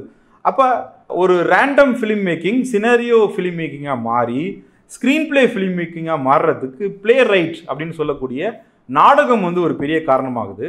அப்போ தான் நம்ம வந்து அரிஸ்டாட்டில் போன்ற கிரேக்க மேதைகளை வந்து நம்ம பாராட்ட வேண்டியதாக இருக்குது, அவங்கள நம்ம வந்து போற்றி புகழ வேண்டியதாக இருக்குது, வணங்க வேண்டியதாக இருக்குது. ஏன்னா அவங்க அன்றைக்கி ஸ்ட்ரக்சர் போட்டு கொடுக்கலன்னா நாடகங்கிறது எப்படி இருக்கணும் சுவாரஸ்யமாக அமைஞ்சிருக்காது. அப்புறம் இந்த நாடகங்கள்லாம் வந்து சுவாரஸ்யமாக இருக்கிறதுக்கு சம்பவங்கள்லாம் கோர்வையாக இருக்கே அப்படின்னு சொல்லிட்டு எழுத்தாளர்கள்லாம் நினச்சி இப்போ அந்த பிளே ரைட்டை வந்து ஒரு பேஸ்மெண்ட்டாக எடுத்து தான் ஸ்க்ரீன் ரைட்டிங்கை கொண்டு வராங்க. பிளே ரைட்டிங் அப்படின்றது ஒரு நாடக மேடையில் நடக்கக்கூடிய ஒரு விஷயம், திரையில் நடக்கிறதுனால அது ஸ்க்ரீன் ரைட்டிங்காக அதை மாற்றிக்கிட்டாங்க. அப்போ 1933 தான் தி ரைட்டர்ஸ் அசோசியேஷன் அப்படின்றது வந்து screenwriters association of America அப்படின்ற மாதிரி அந்த ஒரு அமைப்பை உருவாக்கி இவங்க ரைட்டர்ஸ்ன்றவங்க ஒரு திரைப்படத்துக்கு எவ்வளவு முக்கியம் அப்படிங்கிறதுக்கு அவங்க வரமுறையெல்லாம் வந்து கொண்டு வந்திருந்தாங்க. இப்போ இந்த ரைட்டர்ஸ்ன்றவங்களை எப்படி பயன்படுத்துனாங்க அப்படின்னா சேலரிடு எம்ப்ளாயாக கூட வந்து அவங்க பயன்படுத்தினாங்க. அந்த சேலரிடு எம்ப்ளாயாக பயன்படுத்தும் போது ஒரு நிறுவனத்தில் கதை இலாக்கா அப்படின்னு சொல்லி யார் யாரெல்லாம் நல்ல நல்ல காட்சிகள்லாம் சொல்கிறாங்களோ, யார் யாரெல்லாம் அந்த கதைக்குள்ளர பேசுகிறாங்களோ அவங்களெல்லாம் வந்து அவங்க மாத சம்பளத்துக்கு வேலை ஆட்களாக, அதாவது எழுத்தாளராக வந்து அவங்க நியமித்தாங்க. நீங்கள் ஏவிஎம் கதை இலாக்கா, அந்த கதை இலாக்கா, இந்த கதை இலாக்கா அப்படின்ற மாதிரி திரைப்படத்தில் வரதெல்லாம் கூட நீங்கள் வந்து கிரெடிட்ஸ் வரதெல்லாம் கூட நீங்கள் பார்த்துருப்பீங்க. இதெல்லாம் வந்து ஸ்க்ரீன் பிளேன்ற ஒரு விஷயத்தை வந்து அங்கீகரிக்கிறதுக்கு முன்னாடி நடந்த விஷயங்கள். அதனால் இந்த ஸ்க்ரீன் பிளே அப்படின்ற ஒரு விஷயம் என்னன்னா இந்த ரைட்டர்ஸ் ரூமில் தான் இவங்களும் இருக்காங்க. ஆனால் இவங்களுடைய வேலை வந்து வேற ஒரு வேலை, இது ஒரு எக்ஸ்பர்டீஸான ஒரு ஒர்க்கு. பின்னாடி வந்து நம்மளுடைய இந்தியாவில் பார்த்தீங்கன்னா தாதா சாஹேப் பால்கே அவர்கள் வந்து அவரே வந்து திரைக்கதையும் எழுதினார், அவரே வந்து டைரக்டரும் ஆனார். அப்படி மேலை நாடுகள்லையும் வந்து ஆர்ச்சர் ரைட்டர்ஸ் அப்படின்னு சொல்லுவாங்க. அந்த ஆர்ச்சர் ரைட்டர்ஸ்ன்றவங்க யாருன்னா அவங்களே கதை எழுதுவாங்களே, அவங்களே இயக்கிப்பாங்க. இப்போ நீங்கள் பார்த்தீங்கன்னா இந்த இயக்குநர்களே தான் கதையும் எழுதணும், கதை எழுதுறவங்க தான் இயக்கணும்னு ஒரு கட்டாயத்தில் இன்றைக்கி திரைத்துறை இருக்கு இல்லையா? இதுக்கெல்லாம் வந்து 1960களில் வந்து அந்த ஆட்டர் ரைட்டர்ஸ்லாம் வந்து அதுக்கு ஒரு அடித்தளம் போட்டிருக்காங்க. இப்போ சில எழுத்தாளர்களுக்கு வந்து நல்லா எழுதுவாங்க, ஆனால் அவங்களுக்கு இயக்க வராது. சில இயக்குனர்கள் வந்து நல்லா இயக்குவாங்க, ஆனால் அவங்களுக்கு எழுத வராது. அப்போ வந்து அவங்களால ஆட்டர் ரைட்டர்ஸாக இருக்க முடியாது. அந்த நேரத்தில் தான் இந்த கதை இலாக்காக்கள்னு சொல்லக்கூடிய ரைட்டர்ஸ் ரூம் பெரிய அளவுக்கு வந்து தேவைப்பட்டுச்சு. விஷுவலி ஸ்ட்ராங்காக இருக்கக்கூடிய ரைட்டர்ஸ் அவங்கெல்லாம் வந்து டேரக்டர்ஸ், இவங்கெல்லாம் என்ன சொல்லுவாங்கன்னா ஒரு குறிப்பு தான் சொல்லுவாங்க. இந்த காட்சியில் வந்து இதெல்லாம் நடந்துடணும், ஆனால் எனக்கு எழுத வராது. இதெல்லாம் வந்து ஆடிட்டரி ஸ்கில் இருக்கக்கூடிய எழுத்தாளர்கள் இந்த ரைட்டர்ஸ் ரூமில் உட்காந்து எழுதுவாங்க. இப்போ இவங்களுக்கு வந்து பார்த்தீங்கன்னா ஷோ ரன்னர் அப்படின்னு ஒரு தலைவர் இருப்பாங்க. அந்த டிவி சீரியலோ இல்லை ஓடிடி வெப் சீரிஸோ இல்லை இது பிரதானமாக ஓடிடி டிவி சீரீஸ்க்கு தான் பயன்படுது, திரைப்படங்களுக்கும் இந்த கதை இலக்கா பயன்படுது. அப்போது ஷோ ரன்னர் அப்படின்றவங்க திரைப்பட இயக்குனர் தான், அந்த டேரக்டர் தான். இப்போ அவர் கீழே வந்து ஹைலி எக்ஸ்பீரியன்ஸ்டு இருக்கக்கூடிய அசோசியேட் டைரக்டர்ஸ் இருப்பாங்க, அதுக்கப்புறம் அசிஸ்டன்ட் டைரக்டர்ஸ் இருப்பாங்க, அப்புறம் நியூ என்ட்ரியாக இருக்கக்கூடிய ட்ரைனிஸ் இருப்பாங்க. இப்போ இந்த நியூ என்ட்ரியாக இருக்கக்கூடிய ட்ரைனிஸோட வேலை என்னென்னா, நான் முன்னாடியே சொன்ன மாதிரி இந்த கான்ஃப்ளிக்ட்ஸ் எல்லாம் வந்து அவங்க சேகரிச்சுக்கிட்டே இருக்கணும். அந்த கதை சார்ந்த எதிர்மறையான முரண்பாடுகளை அவங்க சேகரிச்சுட்டே இருக்கணும்.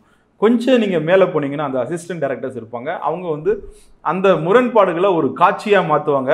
அந்த கதைக்கு அந்த கதையோட நோக்கத்துக்கு தேவையான காட்சியாக வந்து அவங்க மாற்றுவாங்க. அதுக்கு மேலே இருக்கக்கூடிய அசோசியேட் டைரக்டரும் இந்த காட்சி நமக்கு தேவையா தேவையில்லையா அப்படின்றத அவங்க வந்து முடிவு செய்வாங்க. இப்படி தான் இதோடைய கட்டமைப்பு வந்து இன்னி வரையிலும் போயிட்டுருக்கு. ஆனால் இதில் நீங்கள் முக்கியமாக பார்க்க வேண்டியது என்ன அப்படின்னா, இந்த ஓடிடி தளங்களும் சரி, சேட்டலைட் டெலிவிஷனாக இருந்தாலும் சரி, நீங்கள் ரைட்டர்ஸ் ரூமில் போகிறீங்க அப்படின்னா ஒரு விதத்தில் வந்து உங்களுக்கு மாத சம்பளம் கிடைக்கும். அது உங்களுடைய திறமைக்கு ஏற்ற மாதிரியான சம்பளம் உங்களுக்கு அங்கே கிடைக்கும். எவ்வளவுக்கு எவ்வளவு நீங்கள் புதிய காட்சிகள் சொல்கிறீங்களோ, புதிய கதாபாத்திரங்கள் வடிவமைக்கிறீங்களோ, அந்த கதைக்குள்ளே நீங்கள் வந்து விஷயங்களை நீங்கள் அந்த இன்க்ரீடியன்ஸை கொண்டு வரீங்களோ, அதுக்கேற்ற மதிப்பு உங்களுக்கு கிடைக்கும். அதுக்கேற்ற பெரிய பெரிய தொகை வந்து உங்களுக்கு சம்பளமாக கிடைக்கும். அப்போ இதில் வந்து நீங்கள் கை தேர்ந்த நபராக இருந்தால் உங்களுக்கு ஆஸ் அ சிங்கிள் பர்சனாக உங்களுக்கு ஒரு பெரிய இன்கம் வந்து இதில் இருக்குது. இல்லை நான் வந்து ஒரு ரைட்டராகவே இருக்கேன், நான் டைரக்டராக விரும்பலை அப்படின்னா நீங்கள் வந்து ஒரு காட்சி திறன் இருக்கக்கூடிய நபரோட இணைந்து உங்களுடைய எழுத்துக்களை அவங்களுக்கு கொடுத்து ரிட்டன் பை அப்படின்னு நீங்கள் போட்டுக்கலாம், டைரக்டட் பை அப்படின்றது இன்னொருத்தர் போட்டுக்கலாம் இல்லையா? ஸோ இன்னைக்கு இருக்கக்கூடிய ரைட்டர்ஸ் ரூமுடைய அடித்தளம் வந்து எங்கே இருந்தது அப்படின்னு பார்த்தீங்கன்னா 1902 ஜார்ஜ் மில்லிஸ் போட்டது தான்.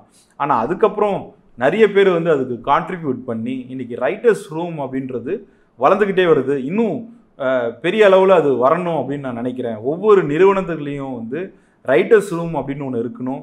வெளியிலேருந்து ஒரு இயக்குனர் வந்து அந்த கதையை என்ன அப்படின்றத அவர் வந்து பரிசீலனை செஞ்சு அந்த ரைட்டர்ஸ் ரூமோடு சேர்ந்து அவர் வேலை பார்த்தாருன்னா அந்த திரைப்படம் ஒரு பெரிய வெற்றி படமாக அமையும். நம்ம திரைப்படங்களை பார்க்குறோம், உடனே அது மேலே காதல் வயப்படுறோம். நாமளும் வந்து இந்த திரைத்துறைக்குள்ளே வரணும் அப்படின்னு நம்ம முடிவு பண்ணுறோம். ஒரு இயக்குனராகவோ இல்லை எழுத்தாளராகவோ நடிகராக தயாரிப்பாளராக இப்படிலாம் வந்து நமக்கு ஆர்வம் இருக்கும். ஆனால் இந்த திரைப்படத்துறைக்கு வர்றதுக்கு முன்னாடி இந்த திரைப்படத்துறைனா என்ன, இதோடைய வரலாறு எங்கேருந்து தொடங்குனுச்சு, இந்த துறைக்குள்ளே வரக்கூடிய வேலை என்ன, அந்த வேலையோட கஷ்ட நஷ்டங்கள்லாம் என்ன அப்படின்னு தெரிஞ்சு வர்றது வந்து என்னை பொறுத்தவரையிலும் ஒரு நல்ல விஷயம் அப்படின்னு நான் நினைக்கிறேன். ஏன்னா நம்ம ஒரு பெண்ணை பார்க்குறோம், பார்த்த உடனே கண்டதும் காதல் அப்படின்னு சொல்லிட்டு காதல் வயப்படுறோம். ஆனால் அந்த பெண் வந்து நம்மளுடைய குறிக்கோளுக்கு ஏற்ற நபரா, நம்மளுடைய குடும்பங்களுக்கு ஏற்ற நபரா, இல்லை அந்த பெண்ணுடைய குறிக்கோள் என்ன, அவங்களுக்கு இருக்கக்கூடிய ஆர்வம் என்ன, அவங்களுடைய குடும்பத்துக்கு நம்ம சரியான நபராக இருப்போமா, இப்படிலாம் நம்ம அலசி ஆராயாமல் காதல் வேணால் வயப்படலாம். ஆனால் ஒரு வாழ்க்கையை தொடங்கணும் அப்படின்னு முடிவு பண்ணும்போது அவங்க வந்து நம்ம கருத்துக்கு முரணாக இருந்தாங்க அப்படின்னா அவங்க கூட நம்ம வாழ போகிறதில்ல, நம்ம வாழ்க்கை வந்து ஒரு பெரிய நரகமாயிடும். அப்படி தான் பார்த்தீங்கன்னா இன்றைக்கி ஆர்வம் மிகுந்த நபர்களாக இந்த திரைத்துறைக்குள்ளார நிறைய பேர் வராங்க. இந்த திரைப்படம் எடுக்கிறது வந்து ரொம்ப சுலபம் அப்படின்னு நினைக்கிறாங்க, இல்லை திரைப்படத்துக்கு எழுதுவது வந்து ரொம்ப சுலபம், நடிக்கிறது ரொம்ப சுலபம் அப்படின்னு அவங்க நினைக்கிறாங்க. ஆனால் இங்கே வந்து பார்த்ததுக்கப்புறம் தான் அவங்களுக்கு தெரியும், ஒரு 5-6 வருஷம் கழிச்சு தான் அவங்களுக்கு தெரியும் என்ன அப்படின்னா மற்ற துறை போல் இதுக்கும் வந்து ஒரு பாண்டித்துவம் தேவை, இதுக்கு ஒரு கல்வி இருக்குது. இதை வந்து நீங்கள் ஒரு குருகிட்ட போய் கற்றுக்கிட்டாலும் சரி, ஒரு இன்ஸ்டியூட்டில் போய் கற்றுக்கிட்டாலும் சரி, இல்லை நீங்களாவே வந்து ஒரு ஷார்ட் ஃபிலிம் பண்ணுறதோ இல்லை நடிக்கிறதோ இப்படிலாம் செஞ்சு பார்த்து இதோட இலக்கணத்தை நீங்கள் கற்றுக்கிட்டாலும் சரி, ஆனால் இதில் இருக்கக்கூடிய கஷ்ட நஷ்டங்கள்லாம் என்னன்னு தெரிஞ்சு தான் நீங்கள் இந்த துறைக்குள்ளார வரணும். இப்போ நீங்கள் வந்து ஒரு இலக்கை நோக்கி போயிட்டுருக்கீங்க. ஒரு உதாரணத்துக்கு ஒரு குகையில் தங்கம் நிறையா இருக்குது, தங்க சுரங்கம் இருக்குது. அதை அடையணுன்னா நீங்கள் வந்து ஒரு 2 ஆறு, ஒரு ஏரி, அதுக்கப்புறம் ஒரு பெரிய அடர்ந்த காடு, இதெல்லாம் தாண்டி தான் நீங்கள் அங்கே போகணும். அப்படின்னா அந்த காடு எப்படிப்பட்ட காடு, அதுக்குள்ளே நம்ம போகும்போது என்ன மாதிரியான ஆபத்துக்கள்லாம் வரும். இப்போ ஒரு ஏரி இருக்குது, அதில் இறங்கும்போது என்ன அளவுக்கு ஆழம் இருக்கும், அதில் முதல்ல இருக்குமா, திமிங்கில் இருக்குமா, என்னென்ன இருக்கும் நம்மளுக்கு, இதெல்லாம் நம்ம ஆராயாமல் கால் வைக்கிறது இல்லை. ஆனால் திரைப்படத்துறை அப்படின்னு வந்துட்டா உடனே ஒரு திரைப்படத்தை பார்த்த உடனே நான் நடிகர் ஆகிடணும், ஒரு எழுத்தாளர் ஆகிடணும், ஒரு இயக்குனர் ஆகிடணும். இதுதான் நம்மளுடைய முதல் குறிக்கோளாக இருக்குது. நம்ம வந்து ஒரு லைட் பாயாக ஆகணும், ஒரு ஸ்டண்ட் மேனாக மாறணும், இப்படிலாம் நம்ம நினைக்கிறது இல்லை. எது வந்து நமக்கு பார்த்த உடனே சுலபம்னு தோணுதோ, சொஃபிஸ்டிகேட்டடாக நமக்கு எது தோணுதோ அது மேலே தான் நம்மளுடைய உளவியல் ரீதியாக நம்முடைய கண்கள் வந்து அதுக்கு தான் போகுது. உடனே வந்து நான் வந்து எழுத்தாளர், நான் வந்து ஒரு நடிகர் அப்படின்றத நம்ம வந்து நினைக்க ஆரம்பிச்சிடுறோம். அப்புறம் காலப்போக்கில் தான் நமக்கு வந்து இந்த முன்னாடி நான் 3 வகைகள் சொன்னேன் இல்லையா, ப்ராடிஜி, இன்டெலிஜென்ட், கியூரியாசிட்டின்னு. நம்ம வந்து கியூரியாசிட்டி, ஆர்வம் மிகுந்த நபராக இந்த துறைக்குள்ளே நம்ம வந்து வரோம். ஆனால் அது தவறே கிடையாதுங்க. எல்லா துறையிலும் வந்து நம்ம ஆர்வம் இருக்கலாம். ஆனால் அந்த ஆர்வத்தை வந்து நம்ம ஒரு எக்ஸ்பர்டீஸாக கன்வெர்ட் பண்ணணும்னா என்ன பண்ணணும்னா, இங்கே உடனே வந்து ஒரு குருவை நம்ம வந்து பார்க்கணும். அப்போ இந்த துறை, ஒவ்வொரு துறையும் கடினமாக தான் இருக்க போகுது. இது சுலபமான துறை அப்படின்றது எதுவுமே இல்லை. ஆனால் மற்ற துறைகளுக்கு உங்களுக்கு ஒரு படிப்பு இருக்குது. ஜாப் ஓப்பனிங் அப்படின்னு சொல்லிட்டு நிறுவனங்கள்லாம் வந்து விளம்பரங்கள்லாம் கொடுக்கும். அங்கே போனோன்னா உங்களுக்கு நேர்முக தேர்வு நடக்கும். உங்களுக்கு மாதம் இவ்வளோ சம்பளம் அப்படின்ற ஒரு விஷயம் இருக்கும். உங்கள்கிட்டேருந்து நாங்கள் என்ன எதிர்பார்க்குறோம், எங்கள்கிட்டேருந்து நீங்கள் என்ன எதிர்பார்க்கலாம் அப்படின்னு சொல்லிட்டு உங்களுக்கு ஒரு ஆஃபர் லெட்டர் கொடுப்பாங்க. நீங்கள் ஜாயின் பண்ணதுக்கப்புறம் உங்களுக்கு ஒரு பாஸ் இருப்பார். அந்த பாஸ் உங்ககிட்டேருந்து வேலை எல்லாம் வாங்குவார். ஆனால் சினிமா துறையை பொறுத்தவரையிலும் நீங்கள் பார்த்தீங்கன்னா இங்கே பாஸ் அப்படின்றவங்க யாருமே கிடையாது. நீங்கள் கோடம்பாக்கத்தில் வந்து இறங்கிட்டீங்கன்னா உங்களை வாங்கன்னு கூப்பிட்றதுக்கெல்லாம் இங்கே வந்து ஆட்கள் கிடையாது. உங்களை கைப்பிடிச்சு கூட்டிகிட்டு போகிறதுக்கும் இங்கே ஆட்கள் கிடையாது. அப்போது திரைத்துறைக்கு வர்றதுக்கு முன்னாடி நீங்கள் என்ன பண்ணணும் அப்படின்னா, இதில் இருக்கக்கூடிய கஷ்ட நஷ்டங்கள்லாம் என்ன, இதில் வரக்கூடாது அப்படின்றது என்னுடைய கருத்து இல்லை. ஆனால் இதில் வரணும் அப்படின்னு நீங்கள் முடிவு பண்ணிட்டீங்கன்னா, இதில் ஜெயித்தவர்களின் வரலாறை நீங்கள் படிக்கிறீங்களோ இல்லையோ, தோற்றவர்களின் வரலாறை நீங்கள் வந்து கட்டாயமாக படிக்கணும். ஏன்னா அவங்க தான் என்னென்ன முக்கியமான நிகழ்வுகளை வந்து கோட்டை விட்டுருக்காங்க, என்னென்ன சொல்லி அவங்க கோட்டை விட்டுருக்காங்க. இப்போ ஒரு உள்முக நபராக இருந்திருக்காங்க அப்படின்னா, அவங்களுக்கு நாளை காலையில் ஒரு ப்ரொடியூசரோட அப்பாயின்மெண்ட் அப்படின்னா அவங்க பயத்திலேயே வந்து அந்த விஷயத்தை வந்து சரியாக செய்யாமல் போயிடலாம். இப்போ ஒரு எக்ஸ்ட்ரோவர்ட் அப்படின்னா ஒரு ப்ரொடியூசரை போய் மீட் பண்ணுறாங்க, அந்த ப்ரொடியூசர் வந்து சரியாக பதில் சொல்லலைன்னா அவங்க கூடயே வந்து சண்டை போடுவாங்க.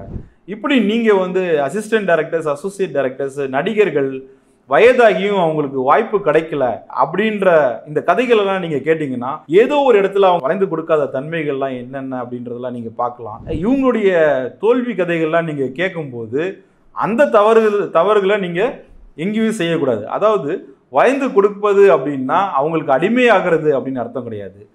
எந்த நேரத்தில் எந்த மாதிரி நம்மளை வந்து அவங்க கூட தயார்படுத்திக்கணும். அதாவது ஒரு கடினமான ஒரு தயாரிப்பாளர் இருக்கார், எதுக்கெடுத்தாலும் கோவப்படுறாரு, உங்களுக்கும் அவங்களுக்கும் அந்த குணம் ஒத்து வராது அப்படின்னா அப்போ நீங்கள் சேர்ந்து வேலை பார்க்கணுன்ற கட்டாயம் கிடையாது. அதுவே ஒரு தன்மையான ஒரு தயாரிப்பாளர் இருக்கார், நீங்களும் ஒரு தன்மையான நபர் அப்படின்னா அந்த நேரத்தில் அவர் வந்து சொல்கிறாரு, இல்லை என்கிட்ட வந்து 2 கோடி ரூபாய் பட்ஜெட் இல்லை, 1.5 கோடி ரூபாய் தான் இருக்குது, நீங்கள் கொஞ்சம் பார்த்து இந்த கதையை வந்து கொஞ்சம் ஆல்டர் பண்ணி கொடுங்க அப்படின்னா அங்கே நீங்கள் வந்து வளைந்து போகணும். அப்படிப்பட்ட நேர்மறையான நபர்களை வந்து நீங்கள் பார்க்கும்போது நீங்களும் நேர்மறையாக நடந்துக்கணும் அப்படின்றது தான் அதில் இருக்கக்கூடிய விஷயம். அதனால் இந்த துறைக்குள்ளே வர்றதுக்கு முன்னாடி இங்கே இருக்கக்கூடிய நபர்கள்லாம் வந்து யார் யார், அவங்கெல்லாம் அவங்க பேச்சை வந்து அடிக்கடி மாற்றிப்பாங்களா, இல்லை ஒரு வாக்கு கொடுத்துட்டாங்கன்னா அந்த வாக்குப்படியே நடந்துப்பாங்களா, திரைப்பட துறைனா என்ன, திரைப்பட தயாரிப்பாளர்கள்னா என்ன, இயக்குநர்கள்னா என்ன, எழுத்தாளர்கள்னா, இப்படி எல்லாமே ஒவ்வொரு வேலையில் இருக்கக்கூடிய கஷ்ட நஷ்டங்கள்லாம் தெரிஞ்சுக்கிட்டு இதுக்குள்ளே நீங்கள் வந்தீங்க அப்படின்னா உங்களுடைய இல்லற வாழ்க்கை எப்படி சந்தோஷமாக இருக்குமோ அந்த மாதிரி இதில் உங்களுக்கு வாய்ப்பு கிடைக்கிறதுக்கு வேணால் தாமதமாகலாமே தவிர, ஆனால் முதுகில் நீங்கள் வந்து குத்தப்பட மாட்டீங்க அப்படின்றத நான் இங்கே சொல்லிக்க விரும்புகிறேன்.